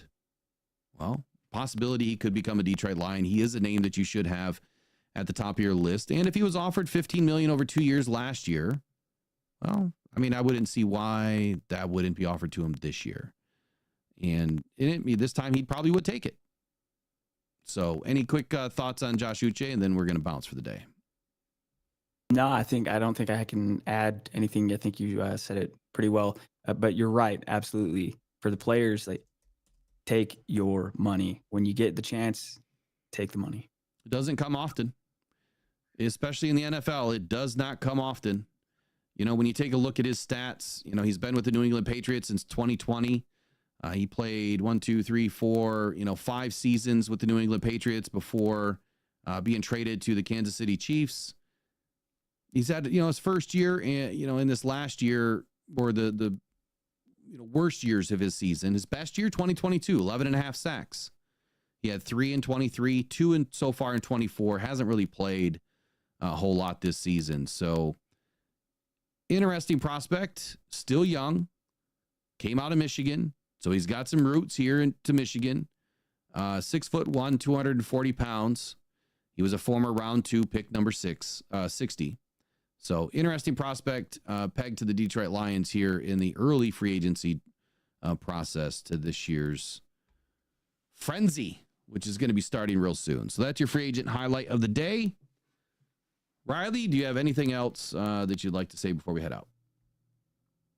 Just, somehow I look up, it's been a couple hours. Appreciate everybody being patient this morning with us getting the show. I say us, Will does all of this, getting everything up and running. Awesome show. Another great Rise and Grind morning show. I just left a comment in the chat, but thank you guys, everybody, for being here. I know how important everybody is to Will. Just an awesome place to be, and excited for being right back here tomorrow with you guys again. Yeah, I can't thank you enough for obviously bridging the gap here and been obviously a great part of the show. So really appreciate you being here, Riley. Thank you. Looks like we grew in some subscribership this morning. So if you guys haven't subscribed yet, please do that. Please help us out. We're going to be giving away more signed mini helmets, one every 100 between now and 10,000. So let's get it done. Let's get 10,000 done if we can by this weekend. I know that's an extremely tall order. But it can get done if you guys like and comment and subscribe, but share it with your Lions friends, share it with your coworkers, share it with anybody. Just share it, get them to subscribe, get us to 10,000. That's really the only place that I need to be. It's 10,000 is like the last goal that I need for this channel before 100,000, which may never happen. It could. It'll happen. But we'll see. That's not my main focus. My main focus is not to be in this chair. So, we'll see you guys tomorrow morning on the Rise and Grind morning show, or I might see you a little bit later on today. But for right now, I've got to go. I've got to get on a video call. So you guys have a wonderful rest of your day. Go Detroit Lions, go win pride. You guys take care. Bye-bye.